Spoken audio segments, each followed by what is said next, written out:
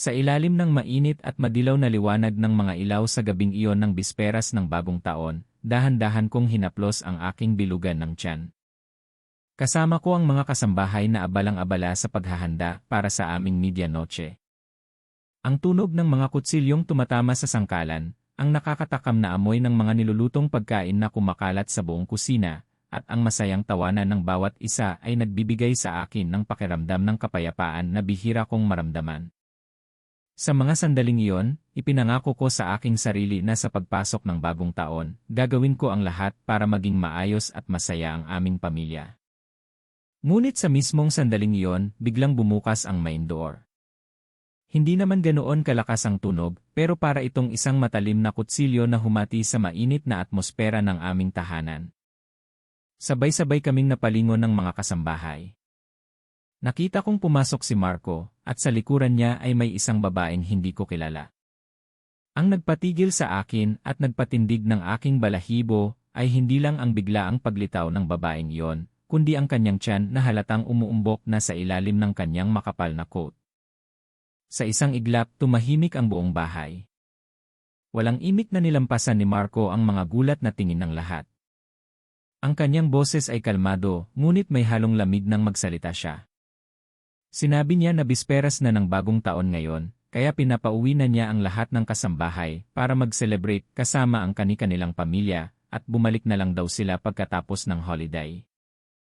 Nagkatinginan ang mga kasambahay, walang nangahas na tumutol. Sa totoo lang, balak naman talaga nilang umalis pagkatapos mailuto ang handa para sa medianoche, pero dahil hindi pa tapos ang lahat, yumuko na lang sila at sumunod sa utos, isa-isang nilisan ang bahay. Mabilis na binalot ng mabigat na katahimikan ang malawak na villa. Walang pag-aalinlangang lumapit sa akin si Marco, dumukot ng isang papel mula sa kanyang coat, at walang emosyon itong inilapag sa mesa. Yumuko ako at tiningnan ito. Nang mabasa ng aking mga mata ang mga salitang nakasulat, para bang tumigil ang aking paghinga, kasulatan ng pakikipaghiwalay. Gulat akong nag-angat ng tingin sa kanya, pero bago pa man ako makapagtanong, nagsalita na siya sa malamig na tono. Sinabi niya na buntis na si Lera, at hindi niya hahayaang maging bastardo o walang kinikilalang ama ang anak nito. Kaya kailangan daw muna naming maghiwalay, at kapag nabigyan na ng pangalan at karapatan ng bata, saka na lang daw kami magpapakasal ulit ni Marco. Ang kanyang mga salita ay napakagaan, parang wala lang, na tila ang aming kasal ay isa lamang transaksyon na pwedeng itigil at ituloy kailanman niya gusto. Nakatingin lang ako sa linyang aalis ako nang walang makukuha na nakabold sa papel. Ang lamig ay gumapang mula sa dulo ng aking mga daliri hanggang sa aking puso. Nanikip ang dibdib ko, hindi ko alam kung dahil ba sa galit o dahil sa sobrang sakit ng pagtataksil. Nanatiling kalmado si Marco, na para bang ang mga sinabi niya ay makatarungan at lohikal. Ipinaliwanag niya na tutal naman daw ay magpapakasal ulit kami sa huli, bakit pa raw namin pahihirapan ang aming mga sarili sa paghahati ng mga ari-arian, napakagulo lang daw noon. Ang kanyang maitim na mga mata ay walang emosyon, ni hindi man lang inisip ang nararamdaman ko. Sa tabi niya, ang babaeng nagngangalang Lera ay bahagyang tumawa. Malambing ang kanyang boses, pero matalim at malupit ang dating. Sumang-ayon siya kay Marco, sinabing tama raw ito, na napaka-hassle talaga ng paglilipat ng mga ari-arian. Tutal magkakabalikan din naman daw kami, huwag na lang daw gawin yon para iwas gulo. Ang sinabi niya ay parang isang tahasang deklarasyon na aalis ako ng walang dala, kahit 5 duling. At dahil hindi tumutol si Marco, ibig sabihin ay sang-ayon siya doon. Napakababaw na dahilan. Kung talagang hassle ang paglilipat ng pangalan, hindi ba't mas madali ang mag-transfer ng pera? Pwede namang i-convert lahat sa cash at i-send sa account ko sa isang saglit. Pero hindi, ang gusto talaga nila ay palayasin ako sa buhay nila nang walang iwan na kahit ano. Mahigpit kong ikinuyom ang aking mga daliri, ang lamig sa aking mga palad ay umabot na sa aking puso. Sa huli, mapait akong napangiti at walang pag-aalinlangang pinirmahan ang kasulatan. Ang tinta ng ballpen sa papel ay nagsilbing tanda ng katapusan ng kasal na akala ko ay panghabang buhay. Itinupi ko ang papel, kalmadong tumayo at walang sinabing iba pa. Kinuha ko ang mga dokumento at naglakad palabas ng villa. Pagkahakbang ko palabas ng pinto, narinig ko ang mahinang tawa ni Lyra. Nakatagilid ang kanyang ulo at halata ang kasiyahan sa kanyang boses nang tanungin niya kung wala raw bang mangyayaring masama sa akin. Hindi pa man ako nakakasagot, narinig ko na ang boses ni Marco, nakakatakot ang pagiging malambing nito. Sinabi niya na huwag mag-alala, na pansamantala lang daw akong hindi nakakapag-isip ng maayos, at maya-maya lang ay babalik din ako. Napatigil ako. Ternyata, sa paningin niya, isa lang akong mahinang babae na pagkatapos masaktan ng kaunti ay babalik din para magmakaawa ng kanyang awa. Isang matinding galit ang umusbong sa aking dibdib, pero pinilit kong huminga ng malalim para hindi mawala sa sarili. Bumaba ako sa hagdan at tumayo sa malamig na hardin, nakatingala sa langit. Kumikislap ang mga bituin sa itaas, pero ang liwanag nila ay hindi sapat para pawiin ang dilim na bumabalot sa puso ko. Hindi ako umalis agad, hindi dahil nag-aalangan ako o nanghihinayang, kundi dahil iniisip ko ang aking kinabukasan. Ang lahat ng nakaraan ay parang bulana sa isang iglap ay naglaho na lang. Dahan-dahan kong hinawakan ang aking tiyan, damang-dama ang munting buhay na nasa loob nito. Isang kaisipan ang biglang pumasok sa isip ko, dapat ko bang ituloy ang pagbubuntis na ito? Kung itutuloy ko, mababago ko ba ang nananalaytay na dugo ng kawalan ng puso at utang na loob na galing sa ama ng batang ito? Lalaki ba siyang katulad ni Marco? Ayoko nang maranasan pa ulit ng buhay ko ang magkaroon ng ganoong klaseng tao. Sa isipin pa lang na balang araw ay magsasabi rin ang anak ko ng mga walang hiya at walang pusong salita gaya ng ama niya, alam kong mamamatay ako sa galit. Umihip ang malamig na hangin ng gabi at napanginig ako. Malinaw na ang desisyon ko. Ang genetics ay mahirap baguhin. Hindi ko pwedeng hayaang maulit ang pagkakamaling ito. Ayoko nang subukan pa ang mapaglarong tadhana. Tumingala ako sa ikalawang palapag at nakita kong bumukas ang ilaw sa sala. Ang anino ng dalawang tao na magkayakap ay malinaw na nakabakat sa kortina. Kumirot ang puso ko pero wala na ang sobrang sakit na inasahan ko. Ang natira na lang ay matinding pagod na gumagapang sa bawat sulok ng aking puso, na para bang namatay na ang huling pag-asa ko. Huminga ako ng malalim at bumalik sa loob ng villa. Wala na akong balak na maghabol o magtanong pa. Gusto ko na lang umalis sa lugar na ito, bago pa man yurakan muli ang natitira kong dignidad. Pagdating sa kwarto, nilock ko ang pinto. Malamig kong pinasadahan ng tingin ang silid na dati ipugad ng aming pagmamahalan, pero ngayon ay isa na lang itong estrangherong lugar. Binuksan ko ang kabinet at kinuha ang lahat ng aking personal na dokumento, isinilid sa isang maliit na bag. Kasama nito ang bank card na nakapangalan sa akin, ilang mahahalagang alahas na binili ko gamit ang sarili kong pera, at isang set ng damit na pag-aari ko bago pa ako mabuntis. Lahat ay inilagay ko ng maayos sa bag. Walang pag-aalinlangan, binuksan ko ang bintana at inihagis ang bag sa bakuran. Iyon lang ang kailangan kong dalhin. Kung pilit akong pinaalis, aalis ako ng kusa at dire-diretso, hindi ako magbibigay ng pagkakataon sa sinuman na kaawaan ako. Pagkatapos kong magligpit, napagtanto ko kung gaano katanga ang ginawa ko, bakit ko panilock ang pinto. Hindi naman ako ang dapat matakot, kundi ang mga taong walang habas na yumurak sa damdamin ko. Mapait akong napangiti at ibinalik ang ayos ng kwarto sa dati, sobrang inat na parabang wala akong iniwan na bakas ng pag-alis. Pagbukas ko ng pinto, agad kong nakasalubong sina Marco at Lyra na galing sa sala. Tiningnan ako ni Lyra, ang mga mata niya ay puno ng panghahamak. Bahagyang umangat ang mapula niyang labi at nang uuyam na sinabing kilalang-kilala talaga ako ni Marco, dahil kanina lang ay nag-aalala siya na baka maglayas daw ako. Tinitigan ko lang siya at hindi sumagot. Isang ibang babae na ang pumasok sa bahay ko, samantalang ako ay nagtitiis at nagtitimpi, para bang ako pa ang sobra at panira sa paningin niya. Wala akong hawak na kahit ano, kaya saan naman ako pupunta. Bahagya kong ikinuyom ang aking kamao pero pinaluwag din agad. Siguro tama ang iniisip niya na wala akong dala, pero at least nandoon pa rin ang pride ko. Inalalayan ni Marco si Lyra papasok sa kwarto, ang boses niya ay sobrang lambing na akala ko ay namalikmata lang ako sa narinig.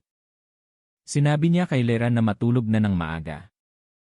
Pagkatapos ay lumingon siya sa akin, puno ng paninisi ang mga mata. Sinabi niyang tulog na dapat si Lera sa oras na ito, pero dahil nag-alala sa akin, ay gusto pa akong hanapin sa labas, kaya dapat daw matuto naman akong lumugar. Bahagya akong natawa pero hindi na ako nagsalita. Dahil sa malamig kong pakikitungo, kumunot lang ang noo ni Marco at pumasok na sila ni Lera sa kwarto. Nanatili akong nakatayo doon ng matagal hanggang sa ang tanging kasama ko na lang sa madilim na hallway ay ang sarili kong paghinga. Sumara ang pinto ng kwarto at binalot ng nakakabinging katahimikan ang paligid. Huminga ako ng malalim, pilit na pinipigilan ang emosyong gustong kumawala sa dibdib ko, saka ako tumalikod at bumaba ng hagdan. Ang maliit na bag na inihagis ko kanina ay naroon pa rin, tahimik na nakalapag sa malamig na lupa, walang nakapansin. Pinulot ko ito at mahigpit na niyakap, na parang ito na lang ang natitirang bagay na pag-aari ko. Hindi na ako lumingon pa at tuluyan ng nilisan ang villa, ang lugar na dati tahanan ko, pero ngayon ay hindi na naiba sa isang estrangherong lugar. Bawal pumasok ang mga grab o taxi sa loob ng exclusive subdivision na ito, kaya wala akong choice kundi maglakad palabas hanggang main gate. Mabuti na lang at sanay ako sa araw-araw na paglalakad, kaya hindi naman ako masyadong napagod sa kalahating oras na lakaran. Bisperas ng bagong taon, medyo mahangin at maginaw. Hinahaplos ng hangin ang laylayan ng aking bestida, pero hindi ko na maramdaman ang lamig. Siguro, kumpara sa ginaw na nararamdaman ng puso ko, wala lang ang temperatura sa labas. Mas tahimik ang ospital ngayong gabi ng bisperas kumpara sa karaniwang araw na mahaba ang pila ng mga pasyente. Pumasok ako sa emergency room.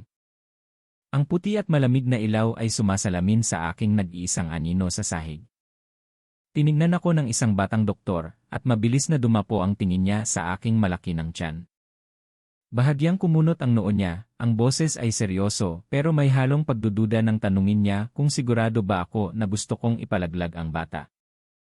Hindi ako sumagot agad. Tahimik kong kinuha sa bag ang kasulatan ng pakikipaghiwalay. Sariwa pa ang pirma doon. Bawat guhit ng ballpen ay parang markang nakaukit sa puso ko, nagpapaalala na wala na ang lahat. Tinitigan ko ang papel ng matagal na parang gusto kong i-memorize ang sandaling ito bago ako dahan-dahang nagsalita. Sinabi ko na ngayong araw, dumating ang anak sa labas ng asawa ko hanggang sa pintuan namin. Ang batang ito sa sinapupunan ko ay wala ng tahanan at mayroon pa siyang stepmother na gustong kunin ang buhay niya. Habang sinasabi ko iyon, hindi ko mapigilan ang pagtulo ng luha. Hindi dahil mahina ako, kundi dahil alam ko na kapag ipinanganak ang batang ito, hindi magiging maganda ang buhay niya. Nanatili ako sa ospital ng 7 araw, pagkatapos ay naghanap ako ng isang wellness center para magpalakas ng 1 buwan. Kailangan kong magpagaling at pag-isipan ang tatahakin kong landas. Hindi ako umalis ng walang-wala at hindi rin ako mahina gaya ng iniisip ni Marco. Isa akong designer. Dati, isa akong full-time designer, pero mula nang makasama ko siya, napilitan akong talikuran ang passion ko. Sinabi niya noon na ang pagkakaroon ng asawang designer ay hindi karespe-respeto tingnan. Ang isang full-time housewife daw ang ideal na ipagmalaki sa ibang tao. Tandang-tanda ko pa ang malamig niyang tingin at ang kaswal niyang tono noong sinabi niya yon, na para bang ang pagsuko ko sa trabaho ay isang bagay na dapat lang at hindi na kailangang pagtalunan. Kaya tinanggap ko ang sakripisyo, pero hindi sa paraang iniisip niya. Lihim akong nag-register ng account bilang freelancer sa ilang international design websites at tumanggap ng mga orders mula sa mga kliyente sa ibang bansa. Ipinagpatuloy ko ang career ko sa sarili kong paraan. Makalipas ang ilang taon, nagkaroon ako ng mga loyal na kliyente, at sila pa mismo ang nagpapakilala ng mga bagong customer sa akin. Dahil sa exchange rate ng dolyar, mas malaki ang kinikita ko ngayon kaysa noon. Pero hindi ko ito ipinaalam sa iba. Hindi alam ni Marco na patuloy pa rin akong nagtatrabaho ng palihim, lalo na't hindi niya inakala na ang babaeng akala niya ay umaasa lang sa kanya para mabuhay ay kayang-kayang buhayin ang sarili ng marangya. Siguro kaya ganoon na lang ang lakas ng loob niyang yurakan ako nang walang pag-aalinlangan. Hindi naman ako nagpapakabanal, sadyang tinatamad lang akong makipagtalo sa kanya. Dati, akala ko ang pagtitimpi para sa pamilya ay hindi big deal, pero mali pala ako. Kamakailan lang, ang Marco Group of Companies ay nerefer ng isang kliyente, at nakipag-ugnayan sa online work account ko. Noong una, balak ko pang babaan ang presyo o gawin itong libre para sa kanila. Dahil sa pagiging inosente ko noon, naisip ko na kapag nalaman ni Marco na ako ang international designer na hinahanap nila, baka sakaling tanggapin niya ang pagbabalik ko sa industriya ng disenyo. Pero ngayon wala na yung halaga. Hindi na ako umaasa ng anumang pagkilala o panghihinayang mula kay Marco. Ang lahat sa pagitan namin ay matagal nang sira at hindi na maayos pa. Pagkaalis ko sa wellness center, nakatanggap ako ng tawag mula sa kanya. Pagkakita ko pa lang ng pangalan niya sa screen, alam ko na ang sadya niya. Siguradong hindi ito pag-aalala o pangungumusta, kundi isang utos na puno ng kayabangan gaya ng dati. Sinagot ko ang tawag. Rinig na rinig ko agad ang malalim niyang boses na may halong pamilyar na lamig. Tinanong niya kung nagtatago ba ako ng matagal dahil ayaw kong makipadiborsyo sa kanya. Napatigil ako saglit sa sinabi niya. Ternyata, sa tingin niya, umalis ako hindi dahil nasaktan o nawala ng pag-asa, kundi dahil nagtatago lang ako. Bahagya akong napangiti ng mapait. Matagal nang nanlamig ang puso ko, pero gusto ko pa ring marinig kung ano pa ang sasabihin niya. At gaya ng inaasahan, ang sunod niyang sinabi ay hindi nalalayo sa hula ko. Sinabi niyang nagkamali ako ng kalkulasyon. Kahit wala daw ako, kung gugustuhin niya, makukuha pa rin niya ang divorce papers o certificate of separation. Sa sumunod na segundo, nag-vibrate ang phone ko. Binuksan ko ang chat at ang tingin ko ay napako sa 2 litratong kakapadala lang. Ang isa ay ang kasulatan ng pakikipaghiwalay na may pirma ko, at ang isa naman ay ang bagong marriage certificate ni na Marco at Lera. Habang tinitigan ko ang 2 litrato na magkapatong sa screen, bigla akong natawa. Bilib din ako sa lalaking ito, napakabilis kumilos. Parang ang pakikipaghiwalay sa akin ay isang mabusising proseso lang na kailangang tapusin agad para mabuksan ang daan sa bago niyang kasal. Kasama ng mga litrato, nagpadala siya ng mensahe na puno ng otoridad, huwag kang gumawa ng kalokohan sa akin. Kung magiging masunurin ka, mamahalin pa rin kita. Tinitigan ko ang linyang iyon at natawa ng mahina. Nakakatawa talaga. Sa ganitong sitwasyon, nasabi pa rin niya ang mga salitang iyon. Mamahalin ako. Kung ito ang klase ng pagmamahal niya, siguro nga sa loob ng maraming taon ay nagmahal ako ng maling tao, isang taong hindi marunong magmahal. Hindi na ako nag-abalang sumagot. Mas lalo kong napagtanto ngayon na ang isang babae ay dapat talagang may sariling career. Kung nakinig ako kay Marco noon at naging isang sunod-sunuran na may bahay, baka sa sobrang galit ko ngayon ay tumalon na ako mula sa mataas na building. Pero mabuti na lang, hindi ako ganoong klaseng babae. Nasa akin pa rin ang sarili ko, ang career ko, at ang pinakamahalaga, hindi ko siya kailangan para mabuhay. Nag-type ako ng isang address at isinend sa kanya sa chat, kasama ang maikling mensahe, ipadala mo ang divorce papers sa address na yan. Address iyon ng tinirhan ko noong college ako. Hindi na ako nakatira doon, pero alam kong lahat ng padala ay didiretso sa delivery station, at pwede ko itong kunin kapag nakatanggap ako ng notification. Ayoko nang bigyan si Marco ng kahit anong pagkakataon na guluhin pa ako. Mula sa sandaling ito, wala na siyang puwang sa buhay ko. Hindi lang isang beses sinubukan ni Lera na i-add ako sa chat app. Sa tuwing naiisip ko yon, hindi ko mapigilang mapangisi ng may panghahamak. As if naman na-acceptin ko ang friend request ng isang basurang tulad niya. Mukhang hindi siya matatahimik sa pambabaliwala ko, kaya paulit-ulit siyang nagsisend ng request, matyaga, na parang may gusto siyang patunayan. Pero sa isang simpleng galaw ng daliri, blinok ko siya agad. Nang tanggihan ko ang friend request, lumipat naman siya sa text message. Sinusubukan akong inisin gamit ang mga walang hiyang salita. Pero hindi ko na binuksan para basahin, blinok ko na lang din agad ang number niya. Kahit gaano pa siya magalit o mainis, wala siyang magagawa kundi ang sumigaw sa hangin. Sa mundo ko, wala nang lugar para sa mga katulad niya. Noong nasa wellness center pa ako, nag-register na ako ng bagong SIM card. Hindi lang ito simpleng pagpapalit, kundi isang pagputol ng ugnayan. Ayokong mag-iwan ng kahit anong butas para guluhin pa nina Marco o Lera ang buhay ko.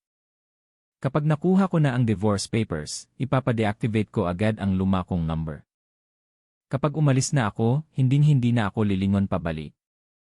Dahil nasa isang lungsod lang kami, kinabukasan din ay nakatanggap na ako ng notification mula sa delivery station. Walang pag-aalinlangan, pinuntahan ko agad ito para kunin ang divorce papers at mabilis na umalis. Hawak ang papel na yon, biglang gumaan ang pakiramdam ko sa paraang hindi ko maipaliwanag. Para bang ang bigat na dinadala ko sa loob ng maraming taon ay tuluyan nang naalis. Wala nang nagtatali sa akin, wala nang kahit anong bagay na pwedeng humila sa akin pabalik sa dati kong buhay. Nilisan ko ang lungsod na iyon at lumipat sa Batangas, isang lugar na malayo sa lahat ng masasakit na alaala. Bumili ako dito ng isang maliit na villa sa tabi ng dagat at sinimulan ang bago kong buhay bilang isang online designer. Kung iisipin, may naitulong din naman si Marco kahit papaano. Kung hindi dahil sa mga taong kasama ko siya, hindi ako makakaisip na mag-register sa mga international design websites, at hindi ako magiging sikat na designer sa buong mundo gaya ngayon. Sa loob ng maraming taon, nakikipagtransaksyon lang ako sa mga kliyente online, at wala akong balak baguhin ang ganitong sistema ng trabaho. Isang malayang buhay, walang restriksyon, walang sinuman ang pwedeng kumontrol sa akin, iyon talaga ang gusto ko. 2 araw akong nag-ayos ng maliit na hardin sa tabi ng villa, ginawa ko itong perpektong workspace. Tuwing umaga paggising ko, bubuksan ko ang bintana, tatanawin ang dagat, at lalanghapin ang sariwang hangin. Sa wakas, nararamdaman kong akin na talaga ang buhay na ito. Makalipas ang 2 araw, ibinalita ng aking assistant na ang mga dokumento para sa aming paghihiwalay ay natanggap at pinirmahan na ng abogado ni Marco. Sa kabilang banda, biglang nakaramdam ng pagkabalisa si Marco. Sa karaniwang takbo ng mga bagay, pagkatapos makita ang divorce papers, dapat ay nagpanik na ako. Dapat ay naghahanap na ako ng paraan para kontakin siya at magmakaawa na magkaayos kami. Pero hanggang sa sandaling ito, ni isang text o tawag ay wala akong ipinadala. Para bang tuluyan na akong naglaho sa mundo niya. Nakaupo si Marco sa kanyang opisina. Ang mga daliri ay walang malay na tumatapik sa mesa habang malalim ang iniisip, nakatitig sa kanyang telepono. Sanay siya na laging hawak niya ang kontrol sa lahat, pero sa pagkakataong ito, pakiramdam niya ay may mali. Alam niyang walang stable na income si Marian. Ang tanging dala nito nang umalis ay ilang pirasong alahas na binili nito noon. Kahit pa ibenta niya ang lahat ng iyon, tatagal lang ang pera ng 2 buwan. Ngayon, halos 2 buwan na ang nakalipas, pero wala pa ring balita. Hindi ito naghahanap ng trabaho, at wala ring senyales na babalik ito sa kanya. Ang totoo, matagal nang naghanda si Marco. Mahigpit niyang ibinilin sa kanyang mga tauhan na kapag nag-apply si Marian sa industriya ng alahas o jewelry, dapat itong ipaalam agad sa kanya at i-reject ang aplikasyon nito. Gusto niyang maramdaman ni Marian na wala siyang mapupuntahan, na maubusan ito ng pagpipilian para ma-realize nito na kung wala si Marco, hindi siya mabubuhay ng maayos. Ang gusto niya ay kusang bumalik si Marian sa kanya. Pero hanggang ngayon, wala ni isang resume ang ipinadala ni Marian. Ang ibig sabihin nito, sa loob ng maraming taon ng marangyang pamumuhay, nawalan na ng lakas ng loob si Marian na magtrabaho sa labas. Ni hindi nga ito lumapit sa mga kaibigan para humingi ng tulong. Bahagyang napangisi si Marco, ang kanyang mga mata ay may halong lamig at kayabangan. Malapit na, bulong niya sa sarili. Malapit na siyang bumalik para hanapin ako.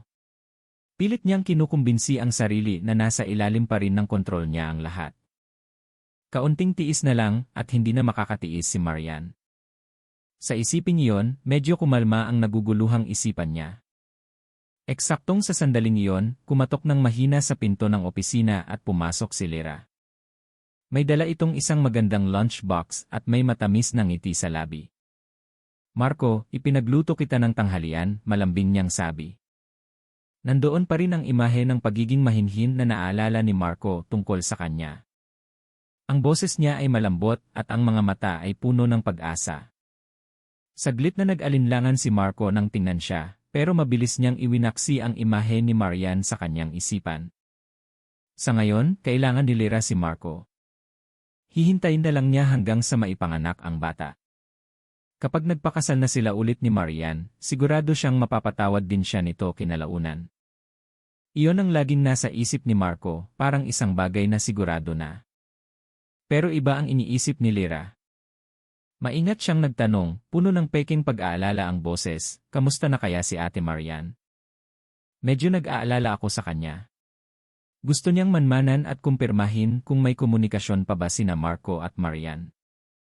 Kahit nakuha na nila ang marriage license, ang totoo ay wala pa ring nangyayari sa pagitan nila ni Marco bilang mag-asawa. Ngayong buntis siya, hindi siya pwedeng maging aggressive kay Marco.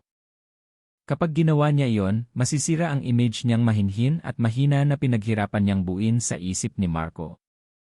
Pero kung mananatiling ganito ang relasyon nila, baka ang batang nasa sinapupunan niya ay hindi magkaroon ng tunay na ama. Kilalang-kilala niya si Marco. Hanggat hindi nito tuluyang binibitawan ang babaeng iyon sa puso niya, walang saysay ang kasal o ang bata. At iyon ang bagay na hinding-hindi niya hahayaang mangyari. Nang gabing iyon, umuwing lasing na lasing si Marco. Pagpasok niya sa villa, gumedjuwang siya maglakad at halos hindi na makatayo, halatang wala na sa sarili. Tiningnan siya ni Lyra, nag-aalala pero may halong pag-asa sa dibdib. Ito na ang pagkakataong hinihintay niya. May dala siyang soap pampatanggal ng amats, pero ang totoo, isa itong Tiger soap, o pampagana na matagal na niyang inihanda pero hindi magamit-gamit. Maingat niyang inalalayan si Marco paupo sa sofa. Ang boses niya ay kasing lembot ng hangin sa tagsibol. Marco, uminom ka muna ng sabaw, gagaan ang pakiramdam mo. Malabo na ang paningin ni Marco pero hindi siya tumanggi. Humigop siya ng sabaw, bumibigat ang paghinga at nanlalabo ang mga mata na parang wala nang maaninag. Tumabi si Lyra sa kanya, ang kanyang mapapayat na kamay ay dahan-dahang humaplos sa braso ni Marco, puno ng pag-asa ang puso. Sa gabing ito, sa wakas, magiging akin ka na. Pero sa gitna ng kalasingan, sa sandaling nawawala na siya sa sarili, ang pangalang binanggit ni Marco ay hindi pangalan niya. Marian. Paos ang boses ni Marco, halatang lasing, pero bawat pantig ay puno ng pangungulila. Nanigas si Lyra, nanlamig ang buong katawan na parang binuhusan ng yelo. Kinagat niya ang kanyang labi at mahigpit na ikinuyom ang mga kamao hanggang sa bumaon ang mga kuko sa balat. Mahal pa rin ni Marco si Marian. Kahit anong tago, kahit anong tanggi, sa sandaling pinakawalang kontrol ang lalaki, ang pangalang tinatawag nito ay ang babaeng iyon pa rin. Sumiklab ang galit sa dibdib niya. Dumilim ang paningin niya. Hindi pwedeng magpatuloy ng ganito. Sa pagkakataong ito, sisiguraduhin niyang magkakaroon ng lamat ang relasyon nina Marco at Marian na hindi na maaayos kailanman. Ayaw siyang pansinin ni Marian. Ayaw tanggapin ang friend request niya sa chat. Pwes, hindi na mahalaga yon. Kung ayaw buksan ni Marian ang pinto, pipilitin niyang ipasilip ang mga litratong ito sa mukha nito, gusto man niya o hindi. Kinabukasan, paggising ni Marco, agad niyang naalala ang nangyari kagabi. Ang sakit ng ulo niya ay parang pinupukpok, napakunot noo siya habang minamasahe ang sintido at umiinom ng malamig na tubig. Malabo ang alaala ng nakaraang gabi pero malinaw ang ilang detalye, ang amoy ng alak, ang haplos ng kamay at ang pangalang nabanggit niya nang mawala siya sa sarili. Hindi na niya kailangang alalahanin pa, alam na niya ang ginawa niya. Pumasok si Lyra, ang mga mata ay puno ng pagpapaawa at hinanakit. Yumuko siya, ang boses ay mahina at parang nagtitiis. Marco, naparami ang inom mo kagabi. Pumikit ng mariin si Marco, ang boses ay mababa at may halong pagsisisi. Naging hayop ako. Alam niyang kahit anong mangyari, hindi na niya mababawi ang nangyari. Para makabawi, desidido niyang sinabi, ang posisyon ng design director sa kumpanya ay mapupunta sa iyo. Isipin mo na lang na pambawi ko to. Sinabi niya ito hindi lang para patahanin si Lyra, kundi para kumbinsihin din ang sarili niya na tama ang ginagawa niya. Pero sa loob ni Lyra, sumiklab na ang galit na parang apoy sa tuyong damuhan. Hinaplos niya ang kanyang tiyan kung saan nabubuo ang bata, isang masamang balak ang dumaan sa mga mata niya. Kahit hindi pa halata ang tiyan niya, alam niyang nauubos na ang oras. Kung gusto niyang patatagin ang posisyon niya, kailangan niyang kumilos agad. Gusto ni Marco na gamitin ang posisyon ng direktor para burahin ang nangyari kagabi. Manigas siya. Umalis na si Marian pero siya pa rin ang laman ng puso nito at iyon ang hindi niya matanggap. Bakit? Bakit kahit umalis na ang babaeng yon ay ayaw pa ring mawala sa mundo nila? Sa isiping yon, naging nakakatakot ang lamig ng tingin niya. Kung alam lang niya na darating ang araw na ito, sana noon pa lang ay. Ang tunog ng alon ay humahampas sa dalampasigan, hinahawi ang hamog sa malayong karagatan. Sa kabilang dako, nagsimula ako ng bagong araw sa trabaho. Sa aking workspace, lahat ay maayos at malinis, walang bakas ng madilim na nakaraan. Nagulat ako at binuksan ang laptop para magsimula, gaya ng nakagawian. Biglang nag-vibrate ng sunod-sunod ang phone ko. Ang social media account ko, na matagal ko nang hindi nilalogin, ay tadtad ng notifications. Kumabog ang dibdib ko sa kaba. Binuksan ko ang phone at natigilan ako sa nakita ko sa screen. Napindot ko lang ito pero bumungad agad ang sandamakmak na litrato. Mga litratong nakakapagpainit ng mukha, nakakapagpabilis ng tibok ng puso, at nakakasikip ng dibdib. Sa mga litrato, may isang lalaki at babae na magkayakap, dikit na dikit ang mga katawan, at puno ng pagmamahal ang mga tingin sa isa't isa, parang mga magkasintahan na lunod sa pag-ibig. Kung ang lalaki sa litrato ay hindi si Marco, ang lalaking nangakong magpapakasal ulit sa akin, ang lalaking nangako ng kinabukasan, siguro ay isipin kong napakagandang kwento ng pag-ibig nito. Pero ang mapaglarong tadhana, ang mga bida ay sina Marco at Lyra. Sa ilalim ng litrato, may caption na nakakasilaw sa mata, bawat salita ay parang kutsilyong humihiwa sa puso ko. Nakaalis na si Marian, kaya huwag na siyang bumalik. Kahit bumalik siya, extra na lang siya. Ako na ang design director ng Marco Group. Ako ang laman ng puso ni Marco. Tinitigan ko ang mga salitang iyon, mahigpit na nakahawak sa phone. Akala ko hindi na ako masasaktan. Pagkatapos ng lahat ng pinagdaanan ko, akala ko manhid na ang puso ko sa mga ginagawa ni Marco. Pero noong makita ko ang pangalan ni Lyra katabi ng titulong design director ng Marco Group, narinig ko ang pagkabasag ng puso ko. Noon, si Marco ang unang nakadiskubre sa talento ko sa pagdidisenyo. Ako ang nagdisenyo ng napakaraming best-selling products para sa kumpanya niya na nagdala sa kanila sa international market. Noon, nagbiro pa ako sa kanya, sa galing ko, pwede ba akong maging design director ng Marco Group? Tandang-tanda ko pa ang sagot niya noon, maganda ang educational background mo, pero hindi sapat. Ang design director ng Marco Group ay dapat isang world-renowned designer na may malaking impluensya sa loob at labas ng bansa. Naniwala ako sa mga salitang iyon. Inisip ko na kailangan ko lang magsumikap pa, at balang araw maaabot ko rin ang posisyon na iyon. Pero ngayon, si Lyra, isang tao na kahit thesis noong college ay ipinagawa lang sa akin, isang taong walang anumang achievements, siya ngayon ang taas noong nakaupo bilang design director. Para itong sampal sa mukha ko. Sumiklab ang galit at lungkot sa dibdib ko, at hindi ko mapigilang tumulo ang luha. Mahigpit kong hinawakan ng phone, pakiramdam ko ay tinapakan ako ng mga taong pinagkatiwalaan ko. Pero sa sandaling iyon, isang pusa ang tumalon sa mesa ko at pinutol ang magulo kong pag-isip. Umikot ito sa laptop ko, ang mga mata ay nagniningning sa kuryosidad, bago dahan-dahang bumaluktot at natulog sa tabi nito. Napakagandang pusa nito. Ang isang mata ay asul, ang isa ay kulay ginto. Ang balahibo ay purong puti na parang jade. Tinatawag itong white gem cat o puting pusang hiyas, simbolo ng swerte at yaman. Habang pinagmamasdan ko ang munting nilalang na payapang natutulog, napabuntong hininga ako. Nabawasan ang sakit sa dibdib ko.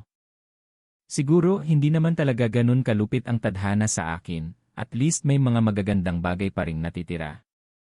Nag-logout agad ako sa social media. Ayoko nang magsayang ng kahit isang segundo sa mga taong wala nang kinalaman sa akin. Binuhat ko ang laptop at lumipat sa sofa para ituloy ang hindi pa tapos na design. Ang sikat ng araw ay tumatagos sa bintana, nagbibigay ng init sa kwarto. Maganda pa rin ang buhay, hindi worth it na aksayahin sa mga walang kwentang tao. Biglang tumulog ang work account ko. May bagong mensahe mula sa representative ng Marco Group. Maiksi lang pero puno ng formalidad, ang partnership project sa pagitan mo at ng Marco Group ay pamamahalaan na ng bagong design director. Pakiaad ang messaging API account ng director para sa trabaho. Mapakla akong natawa. Walang pag-aalinlangan, tinanggihan ko ito agad. Kung gusto nyo ng partnership, gamitin nyo ang dating account. Pero tataasan ko ang design fee ng 10 times. Halatang nagulat ang kabilang linya at mabilis na nag-reply, may nagawa ba kaming mali sa inyo? Hindi ako sumagot agad. Malamig kong tiningnan ang mensahe. Sa totoo lang, nakakatawa. Hindi ko pa kailanman inilabas ang tunay kong pagkatao sa international platforms. Gumagamit lang ako ng pseudonym o alias. Simula ngayong taon, sobrang daming kumpanya ang lumalapit sa akin. Para mabawasan ang negosasyon, nagtakda ako ng rule. Lahat ng bagong partner ay dapat sumunod sa presyong 10 times na mas mataas. Kung ayaw nila, wala nang dapat pag-usapan. Hindi ako naubusan ng kliyente at hindi ko kailangang ibenta ng mura ang talento ko sa mga taong hindi marunong magpahalaga. Nanahimik ang Marco Group ng matagal. Bandang hapon na nang makatanggap ako ng reply. At ang laman nito ay nagpatawa sa akin. Interesting. Ako si Lyra, ang asawa ng CEO ng Marco Group. Kung papayag kang panatilihin ang dating presyo, ang Marco Group ay makikipag-exclusive partnership sa'yo. Mula ngayon, hindi mo na kailangang magpakapagod maghanap ng bagong orders. Habang binabasa ko ang mensaheng puno ng kayabangan, napangisi ako. Akala niya, mapapahangan niya ako sa exclusive partnership. Isa lang itong paraan para kontrolin ako at baratatin sa huli. Hindi ako ganoong klaseng tao. Mabilis na gumalaw ang mga daliri ko sa keyboard at nag-reply. Salamat, Ilra. See you. Tinaasan ko ang presyo dahil sobrang daming naghahanap sa akin, kaya wala sa bokabularyo ko ang magpakapagod maghanap ng orders. Ilra. Nakatapos ka ba ng elementary? Kung walang sinuman sa kumpanya nyo ang nakakaintindi sa design, huwag na tayong magtrabaho. Pagka-send, ibinaba ko ang phone ng may ngiti. Alam kong sapul si Lyra sa sinabi ko. Sa screen, lumabas ang e-typing ng ilang segundo pero sa huli, walang na-send na reply. Natawa ako ng malamig. Siguradong umuusok na ang ilong niya sa galit. Alam ng lahat sa industriya na binili lang niya ang diploma niya. Kahit anong pagbabalat kayo ang gawin niya, hindi matatakpan ang katotohanan. At wala nang mas nakakagalit sa kanya kaysa ipamukha sa kanya yon. Lumipas ang oras. Nang tumunog ang orasan ng 5:00 ng hapon, dahan-dahan akong tumayo at nag-unat. Tumingin ako sa upuan malapit sa bintana. Nandoon pa rin ang pusang gala, mahimbing na natutulog. Nakapamiwang akong tumingin dito. Wala akong cat food at wala akong balak mag-alaga ng bisitang hindi inimbita. Tinawagan ko ang admin ng subdivision para ipahanap ang may-ari. Mabilis na dumating ang admin.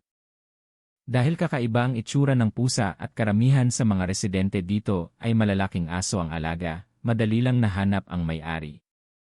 Ternyata, pag-ari ito ng kapitbahay ko pero nasa ibang bansa siya ngayon. Ang katulong niya ay umuwi ng probinsya dahil sa emergency, nag-iwan lang ng pagkain sa bowl bago umalis.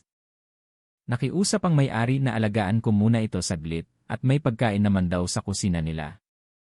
Nag-alinlangan ako saglit pero naisip ko na tinulungan ako ng pusang ito na makalimot sa stress kanina, kaya pumayag na rin ako. Pansamantala lang naman. Dinala ko ang pusa sa bahay ng kapitbahay at nagulat ako sa nakita ko. Dalawa ang kusina niya, isa para sa tao, at isa para sa pusa. Nang buksan ko ang ref, natigilan ako. Puno ito ng mga mamahaling pagkain para sa pusa, manok, salmon, at organic vegetables. Lahat ay naka-organize.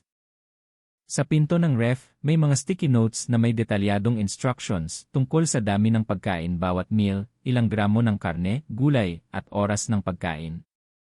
Tiningnan ko ang pusa na kampanteng naglilinis ng sarili sa sofa. Ang swerte naman ng pusang to. Siguradong hindi ordinaryong tao ang amo nito. Habang nagpe-prepare ako ng pagkain niya, ipinangako ko sa sarili ko na hinding-hindi ako mag-aalaga ng pet. Magastos, nakakapagod at abala. Pagkatapos ko siyang pakainin, iniwan ko siya sa sarili niyang kwarto at nakahinga ako ng maluwag.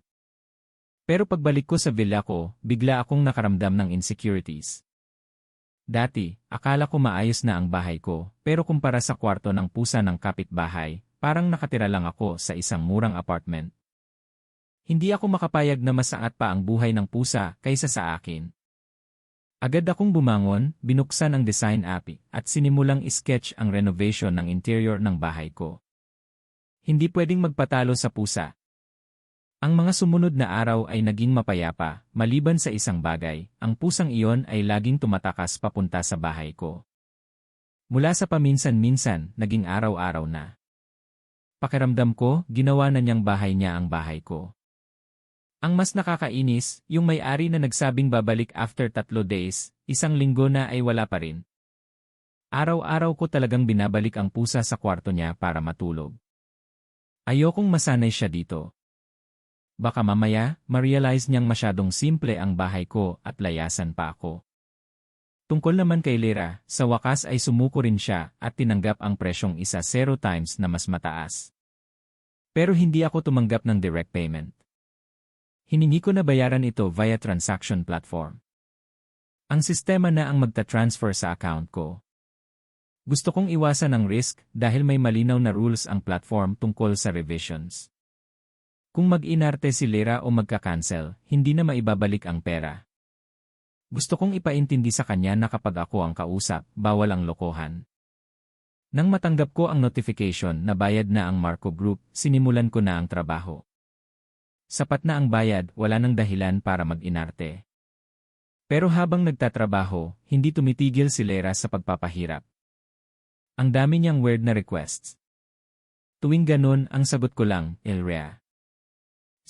Kung hindi niyo naintindihan ang design, paki-consult muna sa head ng design department bago ako kontakin. Sa tuwing natatanggap niya ang sagot na yon, alam kong kumukulo ang dugo niya pero wala siyang magawa. Alam ng lahat na wala siyang talent sa design kahit siya pa ang direktor. Matapos ang 1 linggo, napansin kong tumahimik si Lyra. Hindi na niya ipinangangalandakan ang pagiging design director niya sa akin. Yung mga mayayabang niyang posts sa social media ay nawala na rin. Pero mas napansin ko na yung work account na dati kong nireject, ngayon ay ginawa na niyang personal account. Araw-araw siyang nagpo-post ng mga litrato ng buhay mag-asawa nila ni Marco. Kumakain ng breakfast, nagluluto ng dinner, pumapasok sa trabaho, parang perfect couple. Pinindot ko lang ang i-hide posts. Wala akong pakialam. Pero sa screen ng phone ni Marco, may isang bagay na kawili-wili. Ang chat history namin ni Marian, ang first love niya, ay nandoon pa rin, hindi binura. Ang oras ay nakatigil noong bisperas ng bagong taon. Sa kabilang banda, malalim ang iniisip ni Marco. 2 buwan na, hindi pa rin nagpaparamdam si Marian. 7 buwan na ang tiyan nito ngayon, siguradong nahihirapan na itong kumilos. Tahimik siyang nakaupo, nakatitig sa luma nilang chat. Nakakaramdam siya ng inis na may halong kaba. Anak niya rin yon, kadugo niya. Pero naglaho si Marian nang walang paalam. Muntik na siyang mag-type ng message, pero tumigil siya. Naglakas loob si Marian na mag-ghosting at umalis ng buntis. Akala ba niya makakataka siya? Hindi pwedeng ganito. Dapat si Marian ang makarealize ng mali niya at bumalik para magmakaawa. Hinigpitan niya ang hawak sa phone, nanlamig ang mga mata. Tama, mas mabuti pa rin si Lyra. Mabait, maunawain, hindi nanunumbat. Noong gabing iyon, nasa tabi niya si Lyra, hindi makitid ang utak gaya ni Marian. Ang ganoong babae ang karapat-dapat sa kanya. Pumasok si Lyra na may dalang tsaa. Nakita niya agad na tulala si Marco sa phone. Alam na niya, tinitingnan na naman nito ang chat nila ni Marian. Malambing siyang nagtanong, pero may halong paninilat, Marco, nagparamdam na ba si ate? Hindi sumagot si Marco. Ngumiti si Lyra ng bahagya, masyado siyang padalos-dalos. Baka lumaking pasaway ang bata niyan. Kailangan ng bata ng stable na environment, hindi pwedeng laging sinusunod ang gusto ng ina.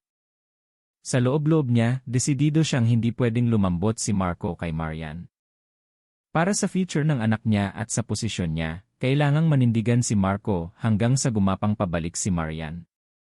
Kapag nawala na ang pride ng babaeng yon, saka lang magiging tahimik ang pamilya nila. Effective ang sinabi niya. Pinatay ni Marco ang screen at iniba ang usapan. Kamusta ang trabaho? Ngumiti si Lera ng may pagmamalaki. Nakikipag-collab na tayo sa malalaking fashion brands. Maganda ang feedback sa mga bagong designs. Gustong-gusto ng fans. Kung hindi lang sana sobrang mahal maningil ng designer na to, gusto na sanang ibigay ni Lera lahat ng projects sa kanya. Tutal, kung tataas ang sales, siya rin naman ang pupurihin bilang direktor. Binuksan ni Marco ang website at namangha sa mga bagong designs. Naalala niya noong una niyang makilala si Marian. Ang mga linyang iyon, ang perpektong balance ng luxury at art, ang kakaibang style, iyon ang dahilan kung bakit siya na-attract noon. Nakita niya noon ang passion at creativity. Kung hindi lang tumigil si Marian sa career niya, baka sikat na rin ito ngayon. Napansin ni Lera na tahimik si Marco. Kinabahan siya, baka nagdadalawang isip ito dahil sa presyo. Kaya malambing siyang nagsalita, Marco, may naisip ako. Pwede mo ba akong tulungan? Tumingin si Marco sa kanya. Basta kaya ko. Nakaramdam ng init sa puso si Lera. Kung wala lang si Marian, perfect na sana sila. Maraming designs sa collection na to ang walang pangalan ng artist. Binili na natin ang rights, di ba? Pwede bang? Pangalan ko na lang ang ilagay natin. Sabi ni Lera sa malambing na boses, na parang suggestion lang para sa ikabubuti ng lahat. Natahimik si Marco, nag-isip. Dagdag pa ni Lera, para lang naman sa kumpanya. Kung makakabuo tayo ng isang star designer, makakatipid tayo sa marketing. Yung matitipid, pwede nating ipambayad para umorder pa ng design sa kanya. Win-win, di ba? Alam niyang business-minded si Marco. Basta makukumbinsi niya itong para sa kumpanya, papayag ito. Sa business perspective, kung sisikat ang isang designer, tataas ang value ng brand. At kung ang designer na yon ay ang asawa ng C, mas dadami ang customers. Hindi pa rin umiimik si Marco. Kinakabahan si Lera, pero alam niyang logical ang sinabi niya. Ang totoo, hindi lang kasikatan ang habol niya. Gusto niyang itali ang sarili sa titulong asawa ng C ng Marco Group. Kapag sumikat siya, may mag-imbestiga sa kanya. At kapag nalaman ng publiko ang kasal nila, hindi na siya basta-basta maiiwan ni Marco dahil sa pressure ng media. Dahil hindi nag-isip ng malalim si Marco sa mga hidden agenda, tumango siya. Sige, ikaw ang bahala.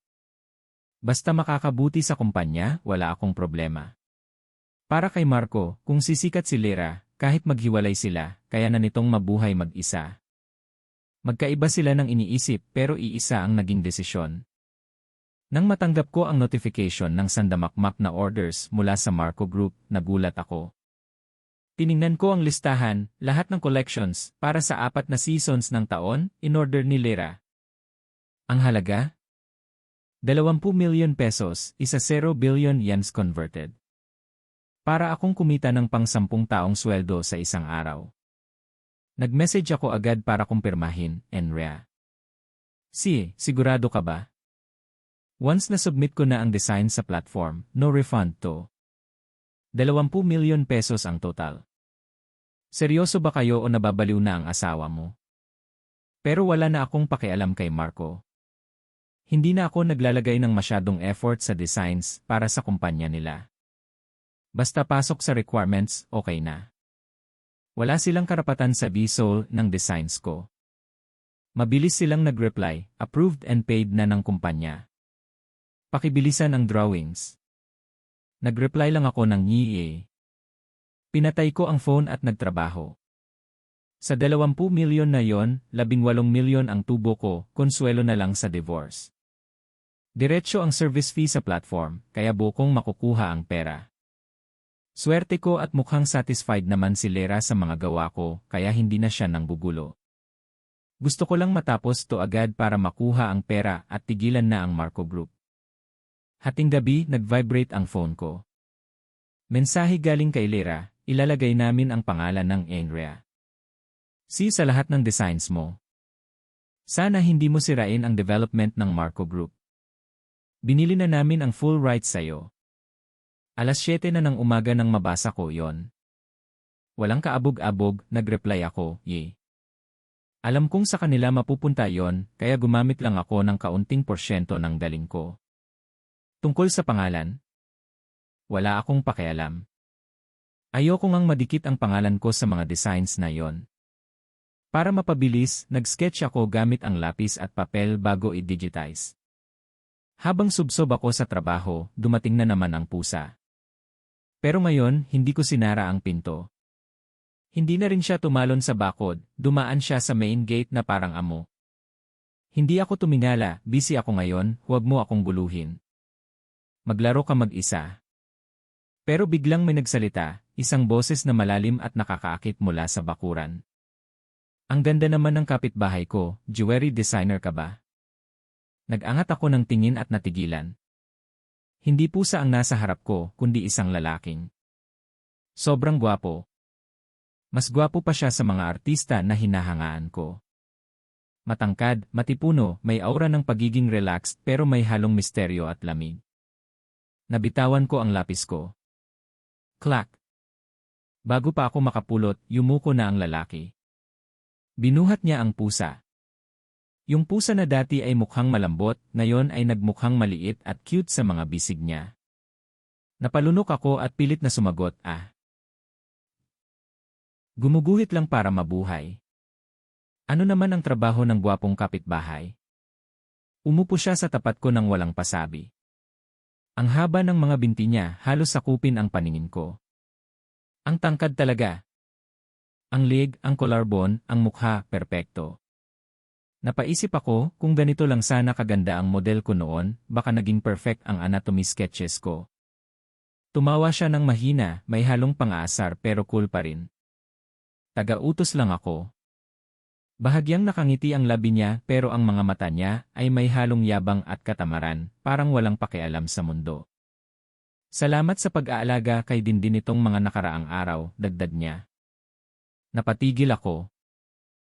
Dindin pala ang pangalan ng pusa. Nagpatuloy siya, ang tono ay parang hindi nagtatanong kundi nagsasabi lang ng fact. Bukas, birthday ko. May mga kaibigan akong darating. Kung free ka, pwede kang dumaan. Napukurap ako. Medyo nagulat, pero naisip ko wala naman akong gagawin. Tumango ako. CJ. Lahat ng villa dito ay may garden, pero ang villa niya ang may sariling private beach. Sa ganitong klaseng tao, kung hindi mo man maging kaibigan, huwag mo na lang kaawayin. CJ. Kailangan ba ng formal wear? Tanong ko. Sa totoo lang, hindi ako sanay sa mga ganitong events. Ilang simpleng damit lang ang dala ko nung umalis ako. At nagtatrabaho ako sa bahay, so hindi ko nakikitang kailangan bumili ng mamahaling damit. Tumawa ulit ang lalaki, malalim at mababa ang boses. Mga kababata ko lang naman. Kahit ano pwede. Doon ko lang nalaman na umalis pala siya ng Pilipinas noong 15 anyos siya at kakabalik lang bago magbagong taon. Ang party bukas ay welcome party din niya. Hindi na siya nagsalita at hindi na rin ako nagtanong. Kapitbahay lang naman. Alam ko ang agwat namin. Ang villa ko ang pinakamalaking asset ko, pero sa kanya, baka bakasyonan lang to. Magkaibang mundo kami. Umalis siya bitbit ang pusa. Sinara ko ang pinto.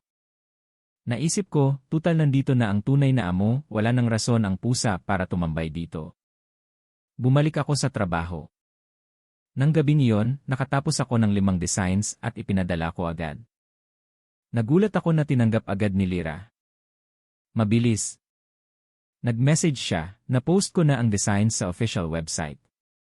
Miss Marian, tandaan mo ang usapan. Ako ang asawa ng C ng Marco Group. Hindi mo ako pwedeng banggain.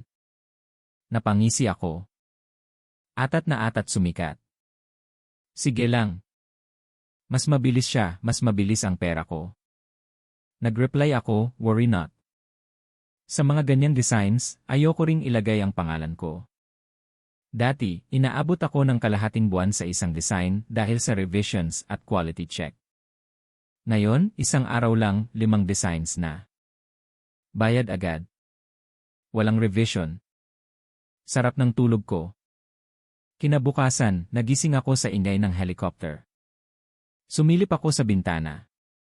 Dumating na ang mga bisita ng kapitbahay, naka-helicopter. Iba talaga ang mayayaman. Deadma lang ako at bumalik sa pagdodrawing. Pagsapit ng gabi, nakatapos ako ng 1-0 designs. Approved agad ng Marco Group. Bayad agad. Hindi ko na kinamumuhian si Lira. Hindi siya, white moonlight, siya ang aking money god. Dati, $1 million ang kita ko sa isang project, 3 beses sa isang taon.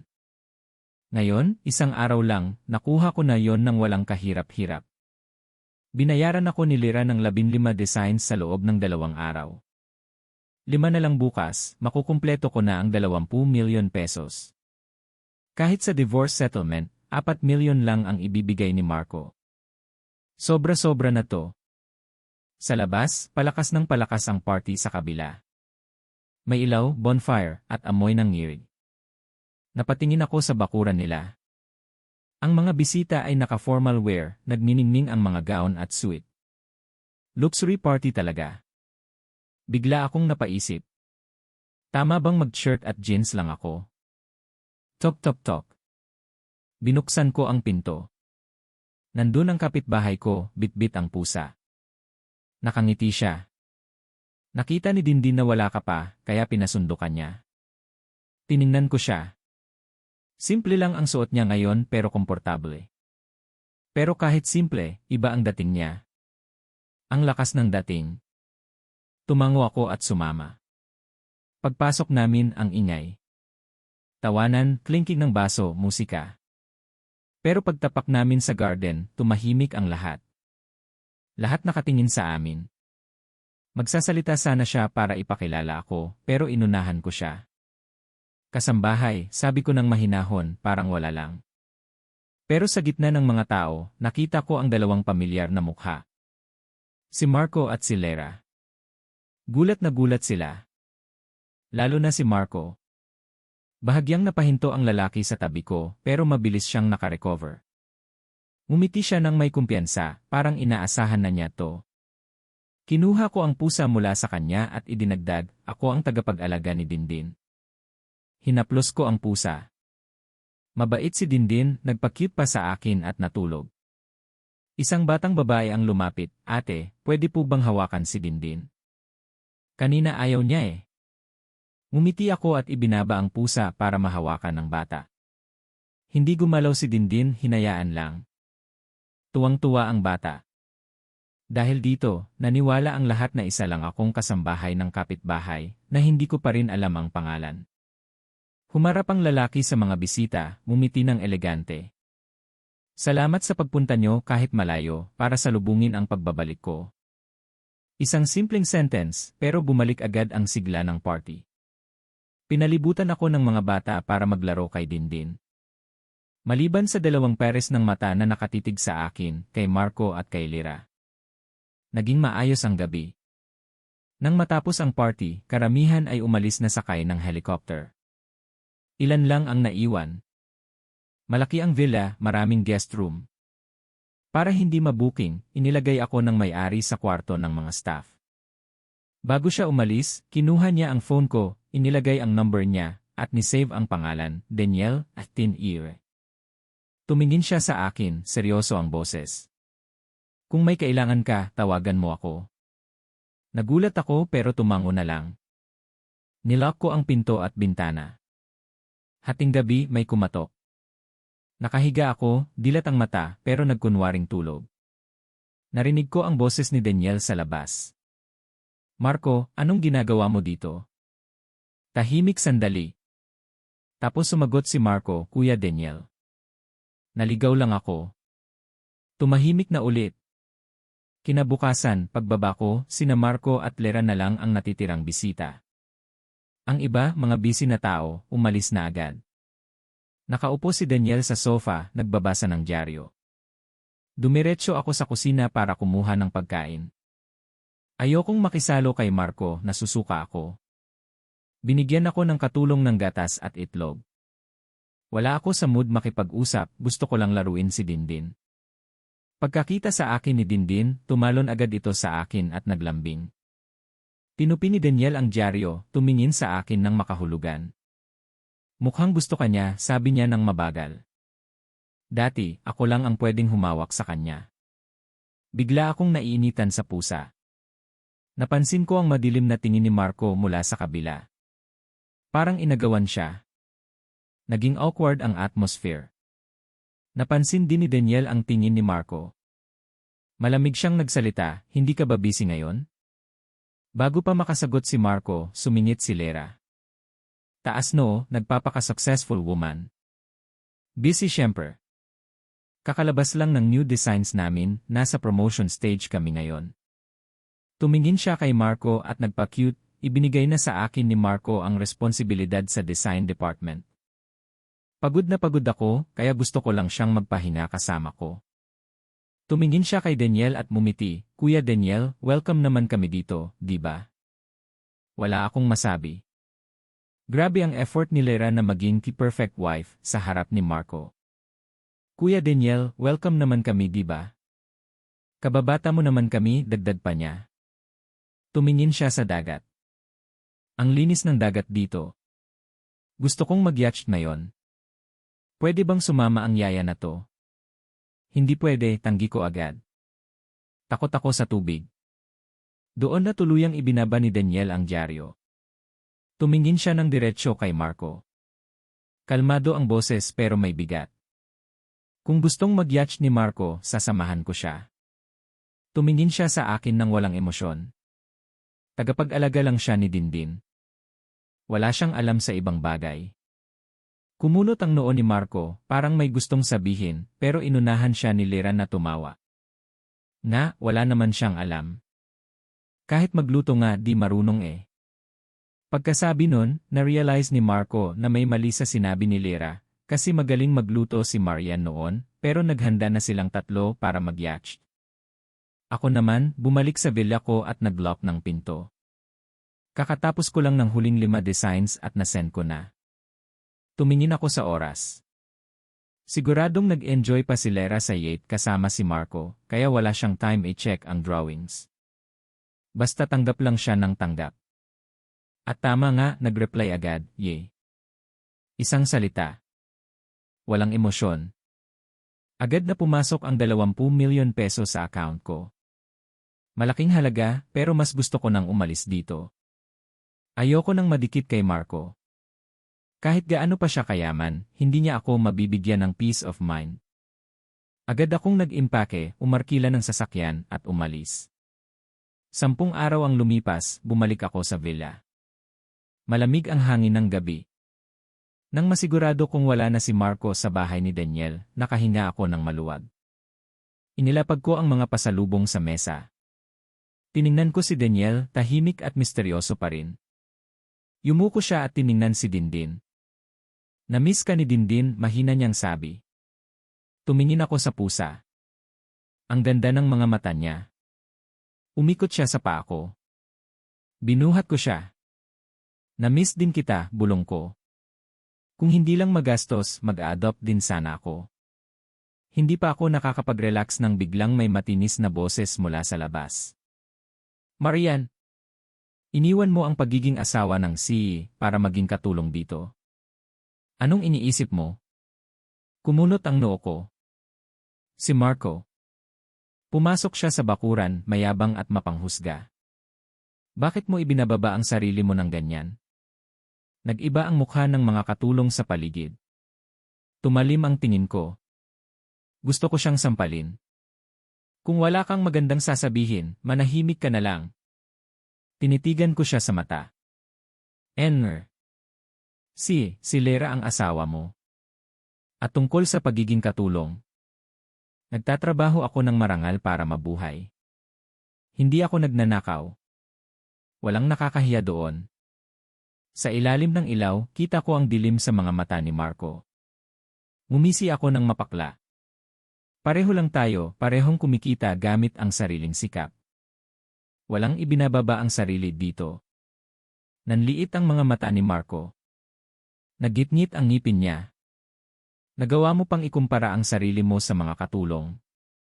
Tumawa ako ng mahina at sumagot ng hindi umiiwas ng tingin. Enner. Sa paningin ko, mas mababa ka pa kaysa sa mga katulong na to. Namutla si Marco. Huminga siya ng malalim, hindi makapaniwala.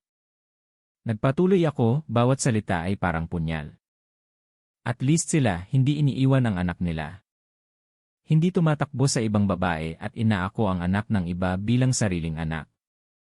Mga duwag at walang kwentang tao lang ang gumagawa nun. Pagkasabi ko nun, tumahimik ang buong paligid.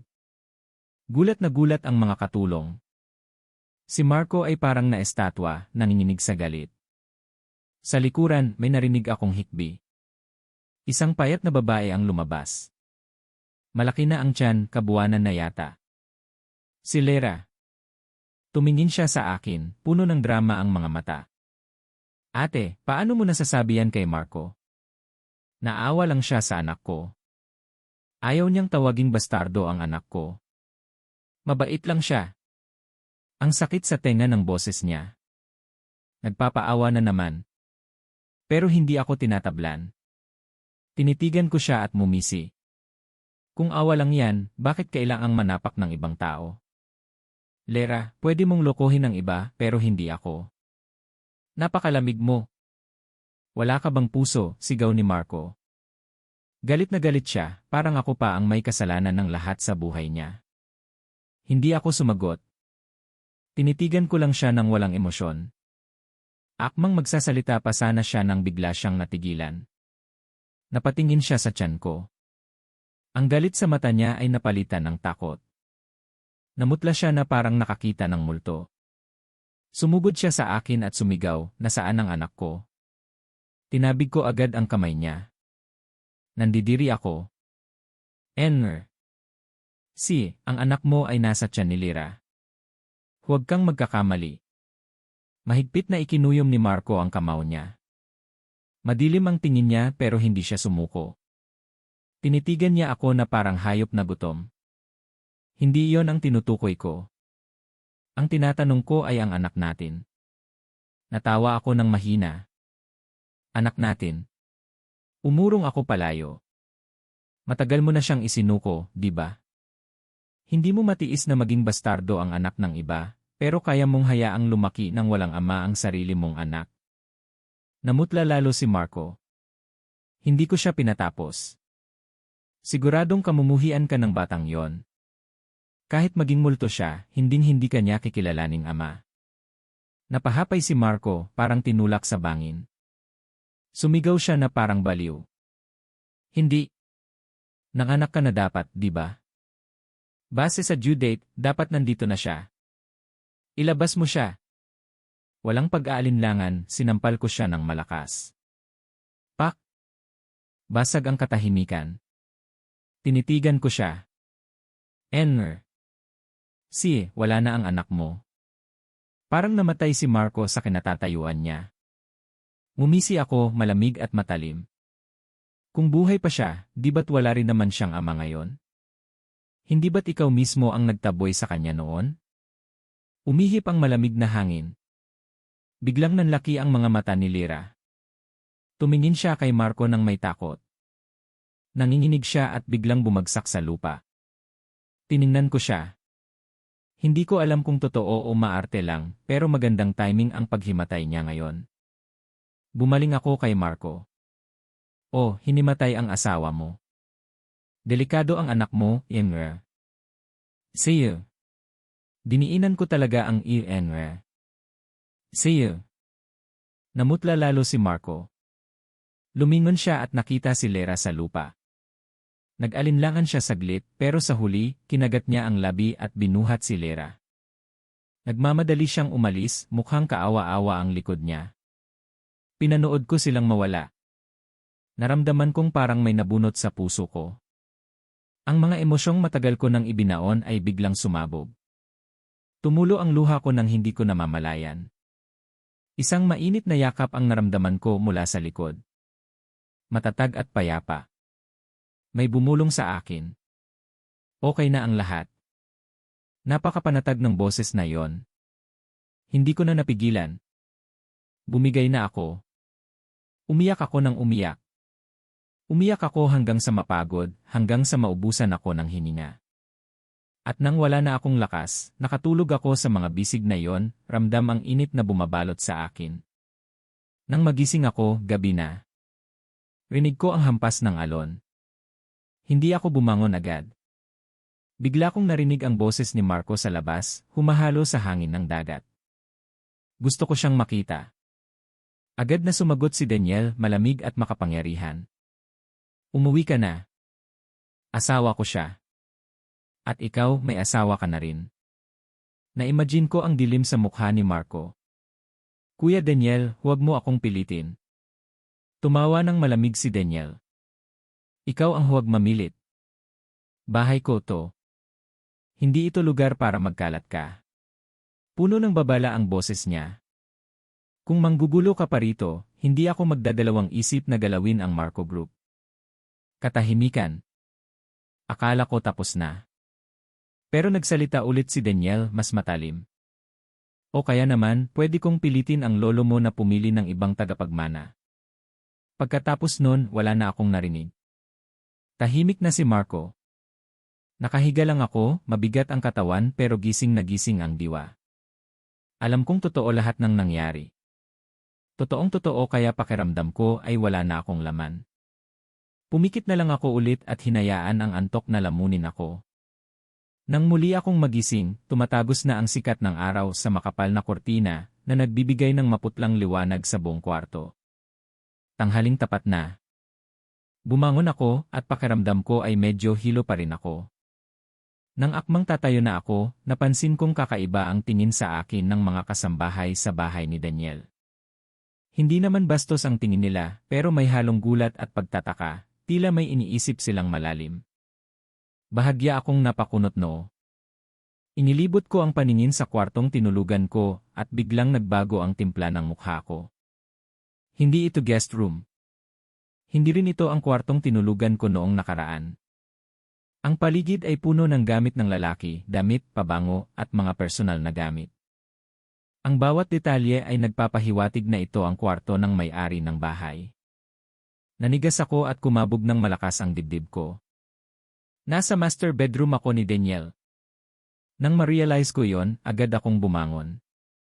Walang pag-aalinlangan, mabilis kong inimpeke ang mga gamit ko para bumaba at bumalik sa sarili kong villa. Pero pagbukas ko pa lang ng pinto para lumabas, narinig ko ang kalmadong boses ni Daniel mula sa likuran ko. Dito ka muna pansamantala. Napatigil ako at lumingon sa kanya, puno ng pagdududa ang mga mata ko. Nakatayo si Daniel sa may pinto, relaxed gaya ng dati. Nakasandal siya ng bahagya sa hamba ng pinto, ang malalim niyang mga mata ay tumitig sa akin. Ang boses niya ay hindi mabilis, hindi rin mabagal, pero seryoso. Sinabi niya na hindi pa sumusuko si Marco, kaya mas ligtas kung mananatili muna ako doon. Mahigpit kong ikinuyom ang aking mga kamao at naging manipis na linya ang aking mga labi. Ayoko nang kinokontrol ako at lalong ayoko nang inuutusan. Pero alam ko rin sa sarili ko na sa sitwasyon ngayon, kung babalik ako sa villa ko, baka harapin ko lang ang mga problemang hindi ko kailangan. Nakita ni Daniel na natahimik ako pero hindi niya ako pinilit. Tumingin lang siya sa akin at nagsalita sa natural na tono. Sinabi niya na ipagpatuloy ko lang daw ang trabaho ko, at kung may free time ako, alagaan ko na rin daw si Dindin para sa kanya. Pagkatapos noon, may mga kasambahay na nagdala ng sandamakmak na art materials. May kasama pa itong brand new high-spec laptop na sadyang ginawa para sa designing. Natigilan ako saglit habang tinitingnan ang computer sa harap ko. Halatang pinaghandaan ito ni Daniel. Hindi na ako nagsalita, tinanggap ko na lang ang lahat at dumiretso sa library o study room. Napakalawak ng study room ni Daniel. Ang desk niya ay sobrang laki na pwede kaming umupo ng magkaharap na may sapat pa ring distansya. Inilapag ko ang laptop at mabilis na isinubsob ang sarili sa trabaho. Ayoko nang isipin ang mga bagay na wala namang kinalaman sa akin.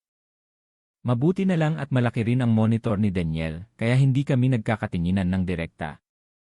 Pero kahit hindi ko siya nakikita, ramdam na ramdam ko ang presensya niya sa tapat ko, kalmado, tahimik, pero may bigat na hindi pwedeng baliwalain. Buong araw na nagtrabaho si Daniel at trinato niya ako na parang hangin. Noong una, medyo naiilang pa ako, pero nang mapansin kong wala talaga siyang pakialam sa presensya ko, naging komportable na rin ako at itinuon ang buong atensyon sa designs ko. May dalawa pa akong orders mula sa mga kliyente sa ibang bansa. Pareho silang loyal clients na matagal ko ng katrabaho at sobrang metikulosa. Ang mga designs na ito ay limited edition, kaya kailangang perpekto ang bawat detalye, walang puwang para sa pagkakamali. Ibinuhos ko ang lahat ng puso at isip ko sa bawat guhit, pinaganda ang bawat anggulo. Mabilis na lumipas ang oras. Nang matapos ko ang huling design, nakahinga ako ng maluwag. Doon ko lang napansin na may nakatitig pala sa akin. Nagulat ako at napalingon at nagtama ang paningin namin ni Daniel. Hindi ko alam kung kanina pa siya nakatingin sa ginagawa ko. Ang mga mata niya ay matalas, parang sinusuri ang bawat detalye sa papel. Kumunot ang noo ko, nakaramdam ako ng pagtataka. Matagal akong tinitigan ni Daniel bago siya kalmadong nagsalita. Ikaw si Ila. Agad akong naging alerto. Bahagyang kumuyom ang kamay ko pero pinanatili ko ang kalmado kong mukha. Hindi ko kailanman nilagdaan ang mga drawings ko at palaging nagbabago ang style ko. Walang consistent na pattern. Kaya paano niya nalaman? Parang nabasa ni Daniel ang isip ko. Bahagya siyang umiti, ang boses ay mababa pero sigurado. Sinabi niya na lahat ng designs ni Ela ay may nakatagong letrang EAE sa loob. Kahit daw sobrang husay ng pagkatago ng letrang EA sa design na ginagawa ko ngayon, nakita pa rin daw niya ito agad. Natigilan ako. Bumilis ang tibok ng puso ko. Tama siya. Sa lahat ng designs ko, nag-iwan ako ng maliit na marka na halos imposible makita, isang letrang E na nakahabi sa mga linya. Pero paano iyon napansin ni Daniel sa loob lang ng ilang minuto? Dahan-dahan niyang ipinatong ang kamay niya sa isa sa mga designs ko. Sigurado ang tono niya nang sabihin niya na ang ganitong level ng craftsmanship at ganda ay tanging si Ela lang ang nakakagawa sa loob ng nakalipas na mga taon. Nanliit ang mga mata ko, pilit na itinatago ang kaba, at kaswal na nagtanong, may jewelry company din ba kayo? Hindi agad sumagot si Daniel. Tahimik niya akong pinagmasdan sandali bago tumango. Ang mahaba niyang daliri ay dumapo sa isa pang design. Mabagal niyang sinabi na kung hindi siya nagkakamali, ang design na ito ay para sa Jewel Group ng Amerika. Nagulat ako. Ngumisi si Daniel, ang mga mata ay malalim na parang binabasa ang buong pagkatao ko. Ang Jewel Group ay kumpanya ko. Parang binuhusan ako ng malamig na tubig. Pakiramdam ko ay nahubaran ako sa harap niya. Ang bawat sikreto na maingat kong itinago ay nabunyag ni Daniel sa isang iglap. Ito ang unang pagkakataon sa loob ng maraming taon na may nakakilala sa akin. Ang letrang EAE sa designs ko ay hindi dekorasyon, kundi anti-plagiarism mark na ako mismo ang naglagay. Maliban sa designs na ginawa ko para sa Marco Group, lahat ng gawa ko ay mayroon nito. Napakaliit nito para mapansin pero nakita ito ni Daniel. Gusto kong tanggihan pero naipadala na ang design. Wala nang saysay ang pagsisinungaling. Kaya tumawa na lang ako ng pilit at mahinang sinabi, ikaw pala ang boss. Kung hindi ka satisfied, pwede kong ayusin. Tumawa ng mahina si Daniel. Kinuha niya ang design, kalmado pero may diin ang boses. Hindi na raw kailangan. Ako lang daw ang designer na hindi kailanman inireklamo ng mga partners niya. Sinasabi nila na hindi pa sila nakakita ng designer na laging higit pa sa inaasahan ang output at madalas pa akong nag-adjust para mapaganda ang produkto nang walang extra charge. Yumuko ako, medyo nahiya. Uminit ang mukha ko.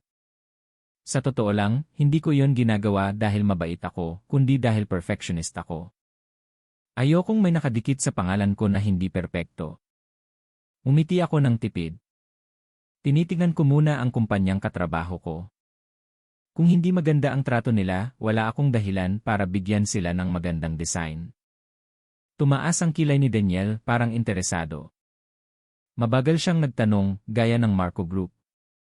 Natigilan ako. Sumandal si Daniel sa upuan, ang mga daliri ay naglalaro sa mesa. Ang boses niya ay seryoso pero may halong pag-isip.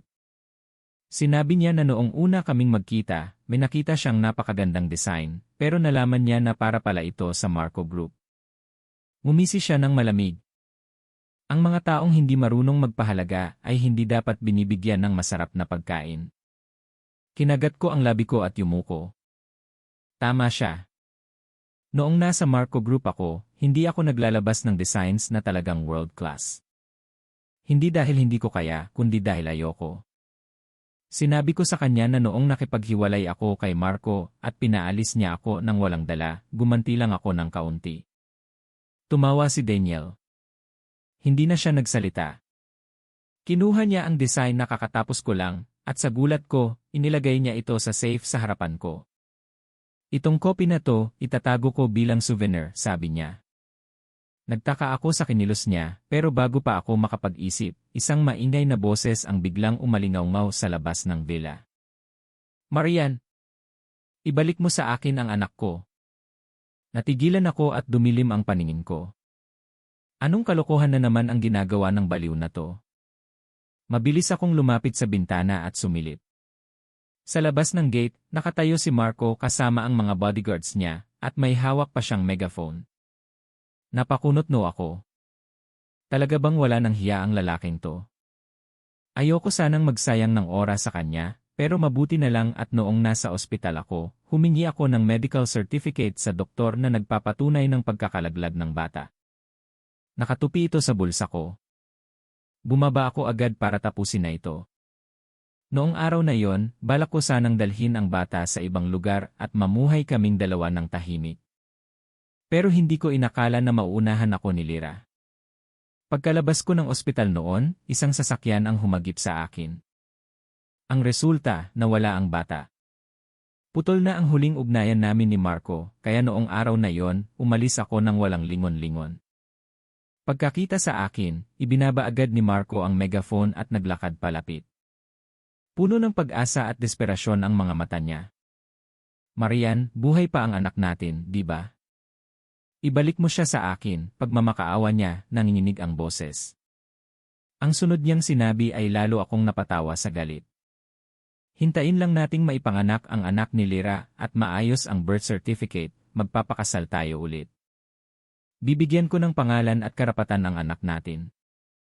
Nakatayo ako sa gate, puno ng pandidiri ang tingin ko sa kanya. Ganun pa rin siya, makasarili, malupit, at feeling entitled. Bago pa ako makasagot, nagpatuloy siya ng may kayabangan. Isa ka na lang katulong ngayon. Sarili mo nga hindi mo mabuhay, wala kang karapatang palakihin ang anak ko. Hinawakan ko ang papel sa bulsa ko, pero nanatili akong kalmado. Ngumisi si Marco, nananakot. Kung hindi mo ilalabas ang bata, ay dedemanda kita sa korte. Akala niya matatakot ako. Akala niya bibigay ako. Nagkakamali siya. Inilabas ko ang papel mula sa bulsa ko.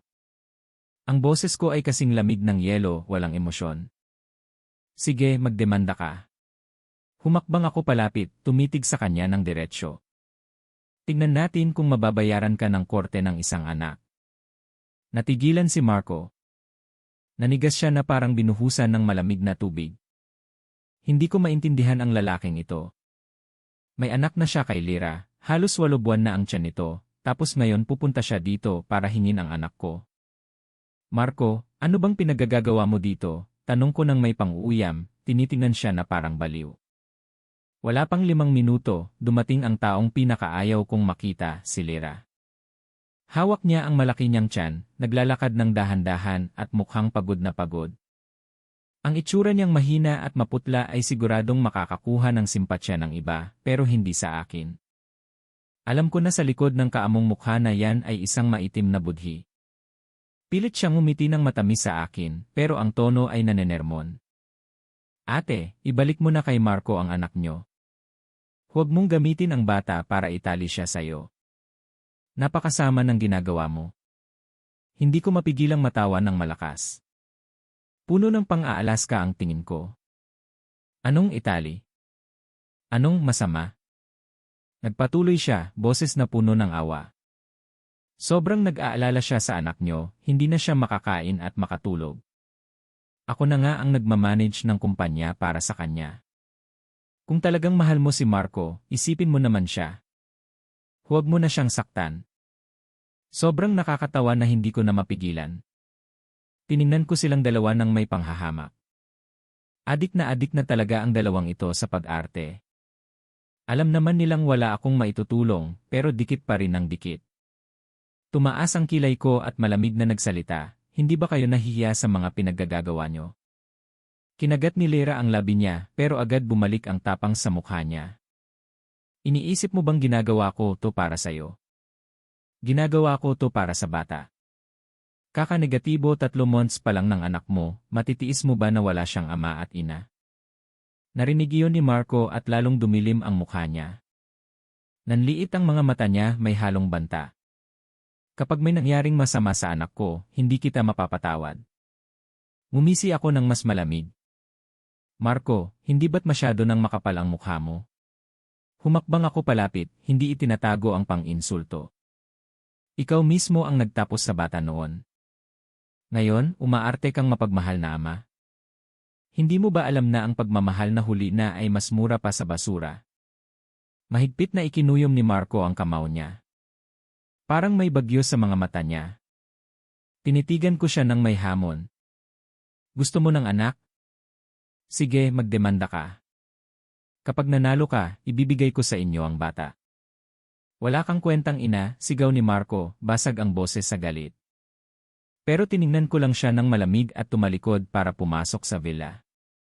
Wala nang dahilan para makipag-usap sa isang katulad niya, isang taong peke at kaawa-awa na sarili lang ang iniisip. Isinara ko ang gate, tuluyang hiniwalay ang sarili sa ingay sa labas. Pero wala pang 1 minuto, narinig ko ang matinis na sigaw ni Lyra, kasunod ang tunog ng sasakyan na mabilis na umalis. Hindi ko na kailangang tingnan para malaman ang nangyari. Hindi nagtagal, nakarating sa akin ang balita mula sa ospital. Isinugod ni Marco si Lyra sa emergency room. Pumutok ang panubigan nito at kinailangang X agad. Ipinanganak ang bata sa 8 buwan, premature. Pagkalabas, napakaliit nito, mahina at hindi man lang makaiyak. Maghapon itong nasa incubator, puno ng tubo at life support ang katawan. Sa intensive care unit, ang malamig na puting ilaw ay tumatama sa isang munting nilalang na halos walang buhay. Nakatayo si Marco sa labas ng salamin, pakiramdam niya ay sinasakal siya. Ito ang anak niya.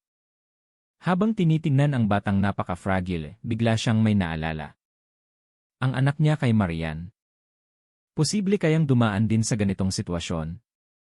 Noong huli niyang makita si Marian, kapapanganak lang nito. Ibig sabihin, kulang din sa buwan ang batang iyon. Bumilis ang paghinga ni Marco. Sabi ng doktor, ang mga premature babies ay kailangan ng matinding pag-aalaga sa unang 6 na buwan kung hindi ay maapektuhan ang paglaki at seguridad nito. Natigilan si Marco. Mahigpit niyang ikinuyom ang kamao. Ang anak niya. Kung buhay pa ito, wala pang 6 na buwan ngayon. Ano na kaya ang lagay nito? Nakahiga rin ba ito sa incubator noon? May nag-aalaga ba sa kanya? O baka naman, wala na ito sa mundo. Isang matinding kirot ang gumapang sa dibdib niya na halos hindi siya makahinga. Hindi na siya nakapagpigil. Agad na nagmaneho si Marco papunta sa villa ni Daniel. Sa pagkakataong ito, kailangan niyang makausap si Marian. Pero ngayon, mas mahigpit ang seguridad sa villa ni Daniel. 1 kilometro pa lang mula sa gate, may mga gwardya nang nagpapatrolya at walang pinapapasok. Nakatayo si Marco sa labas, unti-unting napupuno ng hindi maipaliwanag na sakit ang dibdib niya. Naghintay siya buong gabi, pero wala siyang narinig na kahit anong tunog mula sa villa. Walang iyak ng bata. Walang senyales na may bata sa loob. Talaga bang kayang tiisin ni Marian na pabayaan ang anak niya? Dumilim ang paningin ni Marco. Dapat ay inaalagaan sa luho at pagmamahal ang batang iyon, hindi nabubuhay na parang ligaw na damo. Hindi niya matanggap ang isiping iyon. Kinuha niya ang phone at tinawagan si Marian. Pero pagkarinig pa lang ni Marian ng boses niya, binabaan agad siya nito. Tumawag siya ulit pero blocked na ang number niya. Natulala si Marco. Namuti ang mga buko ng daliri niya sa higpit ng hawak sa phone. Ito ang unang pagkakataon sa buhay niya na naramdaman niyang wala siyang magawa. Hindi niya inakala na darating ang araw na hindi niya maabot ang isang tao, hindi niya madadaan sa kapangyarihan o makuha sa pakiusap. Eksaktong sandaling iyon, tumunog ang phone niya. Si Lera. Mahina ang boses nito, nanginginig pa. Marco, hindi pa ako makabangon. Kailangan ng bata ng mag-aalaga. Hindi sumagot agad si Marco. Makalipas ang ilang sandali, bumalik siya sa ospital. Sa harap ng inkubator, tinitigan niya ang maliit at mahinang bata sa loob. Isang munting buhay na nakakasuffocate tingnan. Dahan-dahan niyang hinawakan ang malamig na salamin. Masyadong mahina ang batang ito. Pero sa isip niya, ibang imahe ang lumilitaw. Naalala niya ang anak niya kay Marian. Posible kayang dumaan din yon sa ganitong dense inkubator. Ganoon din ba kaliit? Ganoon din ba kawalang laban? Ang isiping iyon ay nagpanginig sa buong katawan ni Marco. Hindi na siya makakapaghintay. Inutusan niya ang assistant niya na mag-file agad ng kaso sa korte para makuha ang custody ng anak ni Marian. Sa yaman niya at sa sitwasyon ni Marian ngayon, sigurado siyang makikita ng kahit sino na mas dapat sa kanya mapunta ang bata. Iyon lang ang nasa isip niya ngayon. Nang makatanggap ako ng tawag mula sa korte, natigilan ako saglit. Gusto niyang maging ama ng anak ng iba, samantalang ako at ang anak ko ay pinaalis niya ng walang dala. Noong panahong iyon, 5 buwan na akong buntis. Ano sa tingin niya ang gagamitin ko para manganak? Ano ang ipapakain ko sa bata? Nanahimik ang kabilang linya. Halatang hindi nila inaasahan ang sagot ko. Hindi ko na sila binigyan ng pagkakataong mag-react. Agad kong in-add sa chat ang court staff at ipinadala ang kopya ng divorce agreement, divorce certificate, at ang medical certificate ng pagkakalaglag ng bata, miscarriage abortion. Pagkasend ko, nag-angat ako ng tingin at nakita ko si Daniel na nakasandal sa pinto. Madilim ang mga mata niya, hindi ko mabasa kung anong iniisip niya. Nang makita niyang lumingon ako, nagsalita siya sa mababang boses. Noong bata pa kami, kalaro din namin si Lera. Minsan, nahulog si Marco sa ilog at si Lera ang nagbuwis ng buhay para iligtas siya. Mula noon, nagbago na ang trato niya kay Lera. Napangisi ako ng mapakla. Hindi niya napaghiwalay ang utang na loob at pag-ibig. Pero ngayon, magkakaanak na rin naman sila, sabi ko nang may pang-uuyam. Kinuwento ko kay Daniel ang mga mensaheng ipinadala sa akin ni Lera noon. Tumahimik si Daniel ng matagal. Matalim ang mga mata niya na parang may malalim na iniisip. Sa huli, isa lang ang sinabi niya, seryoso at sigurado. Hindi lahat ng lalaki ay ganyan. Hindi ako sumagot, umiti lang ako ng mapait. Kung anong klase ang mga lalaki, wala na akong pakialam. Sa ospital naman, habang kausap ng korte si Marco, nagtitimpla siya ng gatas para sa baby. Iniisip niya na kailangan niyang magsanay dahil alagaan din niya ang anak namin. Pero nang marinig niya ang sinabi ng korte, nanginig ng sobra ang kamay niya na may hawak na gatas. Naghiwalay na kayo. Ayon sa batas, walang obligasyon si Enea. Marian na ibigay ang bata sa inyo. Bukod pa roon, nagpadala siya ng medical certificate ng miscarriage o abortion pagkatapos mismo ng divorce nyo. Natigilan si Marco. Nahulog ang lata ng gatas sa sahig at kumalat ang powder sa paligid. Nablangko ang isip niya. Hindi siya makapaniwala sa narinig. Ano? Paos ang boses ni Marco, parang sinasakal. Hindi nagpaligoy-ligoy ang taga-korte. Malamig at malinaw ang bawat salita. Enner. Marco, ipinalaglag ni Enna. Marian ang bata noong bisperas ng bagong taon. Isinagawa ang operasyon sa Manila General Hospital. Kinumpirma na namin ito sa doktor na gumawa ng operasyon. Umatras si Marco, nanigas ang buong katawan. Nagpatuloy ang nasa kabilang linya, walang emosyon. Noong panahong iyon, wala siyang pera, walang trabaho, at walang kakayahang bumuhay ng bata. Enner. Marco, pinaalis nyo ang isang babaeng 5 buwang buntis nang walang dalang kahit ano. Ibig sabihin, kayo mismo ang walang intensyong hayaan siyang ipanganak ang bata, tama ba? Ang mga salitang iyon ay parang mga punyal na tumarak sa puso ni Marco. Pakiramdam niya ay umiikot ang mundo at nabingi siya, parang tinamaan ng kidlat sa gitna ng maliwanag na araw. Hindi maaari. Impossible. Siguradong niloloko lang siya ni Marian. Pero nang idetalye ng taga-korte ang operasyon, nang ilarawan ng doktor ang isang Marian na mag-isang nakaupo sa kama ng ospital, maputla ang mukha at blangko ang mga mata habang nilulunok ang gamot sa kawalan ng pag-asa. Parang pinipiga ang puso ni Marco. Sunod-sunod na sakit ang humampas sa kanya hanggang sa hindi na siya makahinga. Kinagat niya ang ngipin niya at humigpit ang hawak sa kama hanggang sa mamuti ang mga buto. Iniwan ng korte ang number ng doktor kay Marco. Walang pag-isip, tinawagan niya agad ang ospital. Mabilis na sumagot ang kabilang linya. Sino to? Tanong ng doktor, walang galang o pag-ingat. Huminga ng malalim si Marco, pilit na pinapakalma ang sarili pero nanginginig pa rin ang boses. Ako si Marco, ang nakipagdiborsyo sa asawa ko noong bisperas ng bagong taon. Tumahimik saglit ang kabilang linya, tapos tumawa ng malamig at puno ng panghahamak. Ikaw pala yung lalaking nagpalaya sa asawang 5 buwang buntis nang walang binibigay na kahit ano. Bawat salita ay parang hinihiwa ang puso niya. Hinawakan niya ng mahigpit ang phone, halos nagmamakaawa ang boses. Dok, sabihin niyo sa akin, buhay pa ang bata, di ba? Tumawa ng mahina ang doktor, pero ang boses ay nanunusok hanggang buto. Kung buhay pa ang bata, ano ang ipapakain nila? Inaasahan mo bang mamamalimos siya habang buntis? Puno ng dumi ang tingin ng doktor sa kanya. 8 buwan na ang nakalipas, ngayon ka lang magtatanong. Hindi ako sigurado kung ilang beses nang na-reincarnate ang anak mo. Kung sa next life niya ay makakatagpo ulit siya ng amang tulad mo, sobrang malas na talaga niya. Binabaan siya ng doktor. Natulala si Marco. Blangko ang utak, parang pinalo ng maso. Isang segundo ang lumipas, naramdaman niya ang lasa ng kalawang sa lalamunan at sumuka siya ng sariwang dugo. Gumuwang ang katawan niya at bumagsak siya sa sahig. Nang magising siya, nasa kama na siya ng ospital. Nakakahilo ang puting ilaw sa kisam. Ang una niyang ginawa ay kunin ang phone at tawagan si Marian nang nanginginig ang kamay. Gusto niyang sabihin na hindi niya sinasadya. Hindi niya inakalang aabot sa ganoon ang sitwasyon ni Marian. Hindi niya gustong itulak ito sa kawalan ng pag-asa. Pero ang tanging narinig niya ay ang malamig na automated voice, "The number you are calling cannot be reached."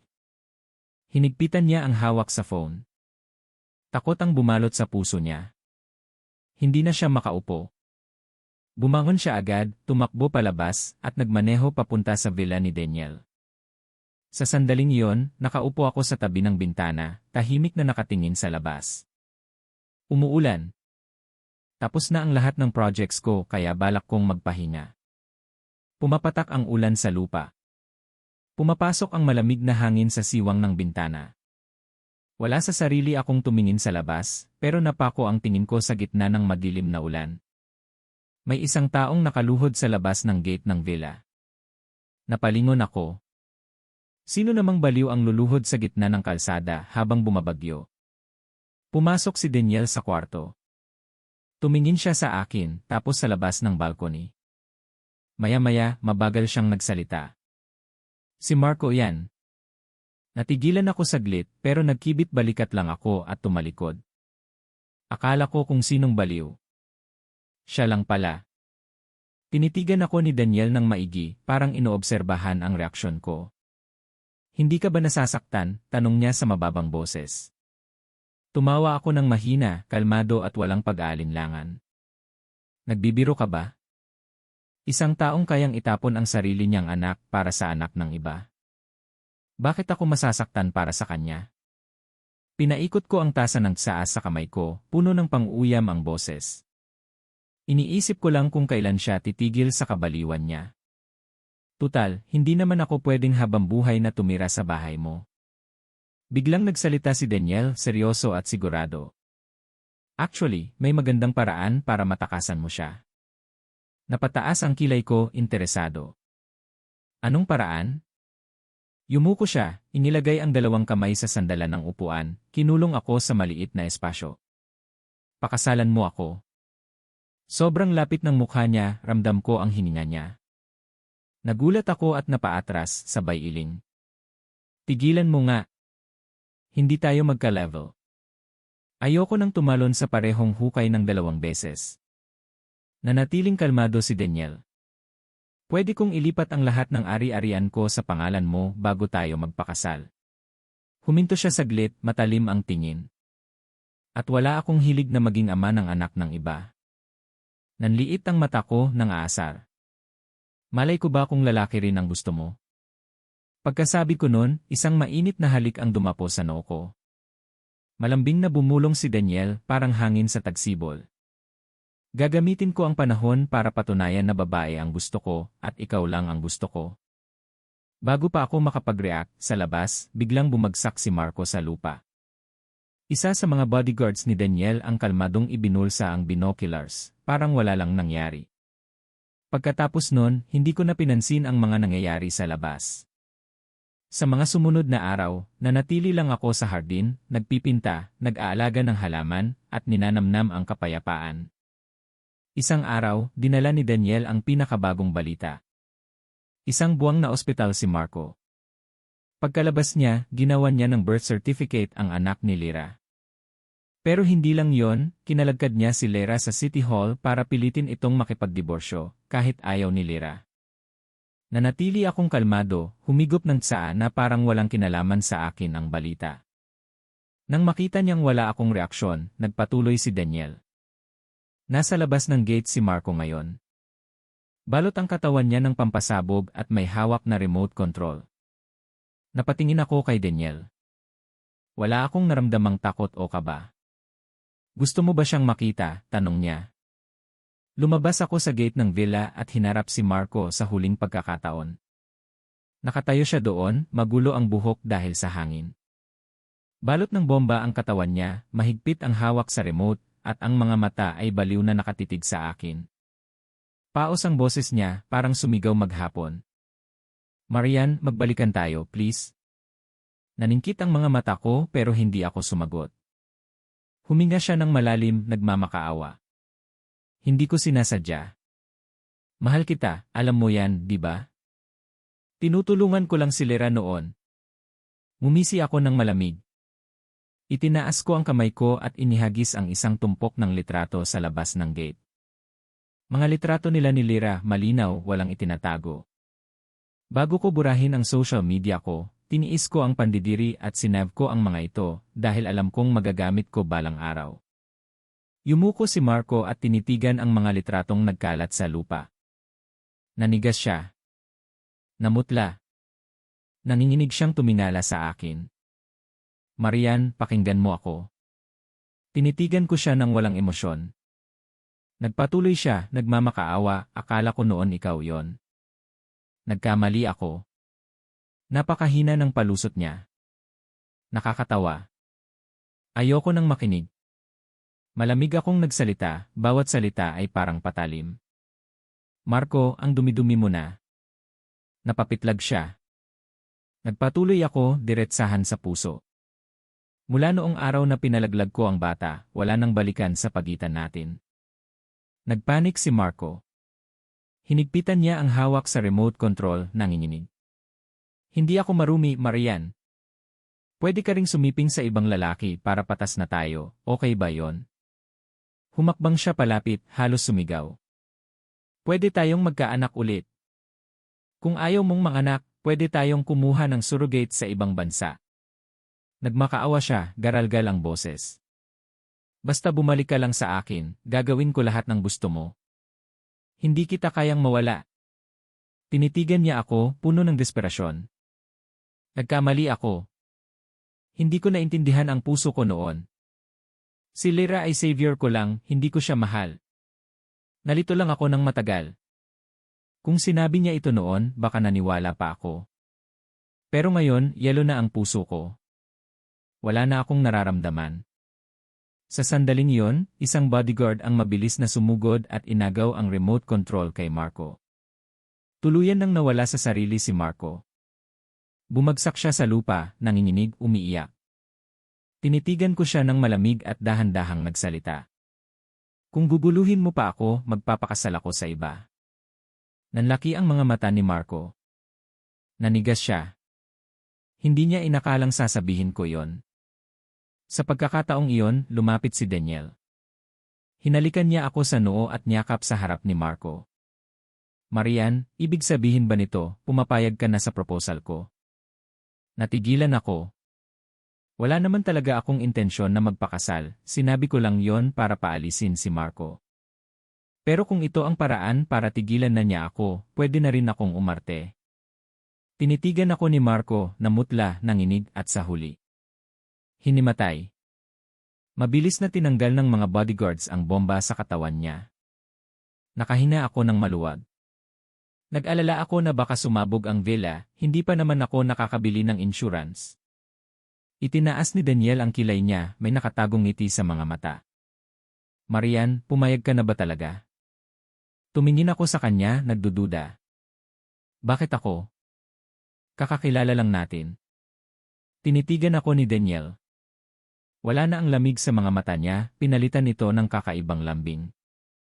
Noong araw na dumaan ako sa bakuran niyo kasama si Dindin, nakita kitang nakaupo sa ilalim ng araw, nagpipinta.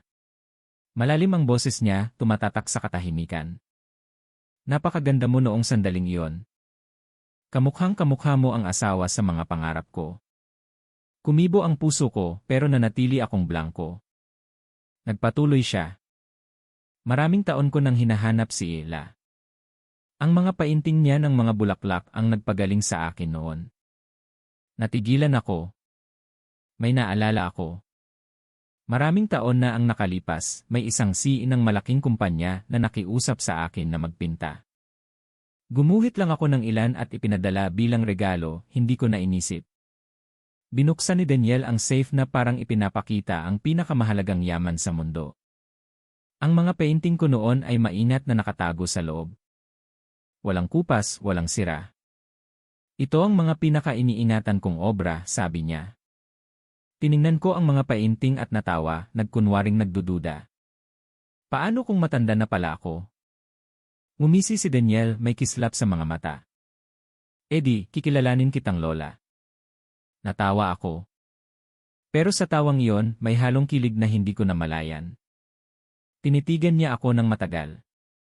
Ang mga mata niya ay malambing pero matindi, na para bang gusto niya akong makasama habang buhay at hinding-hindi napakawalan.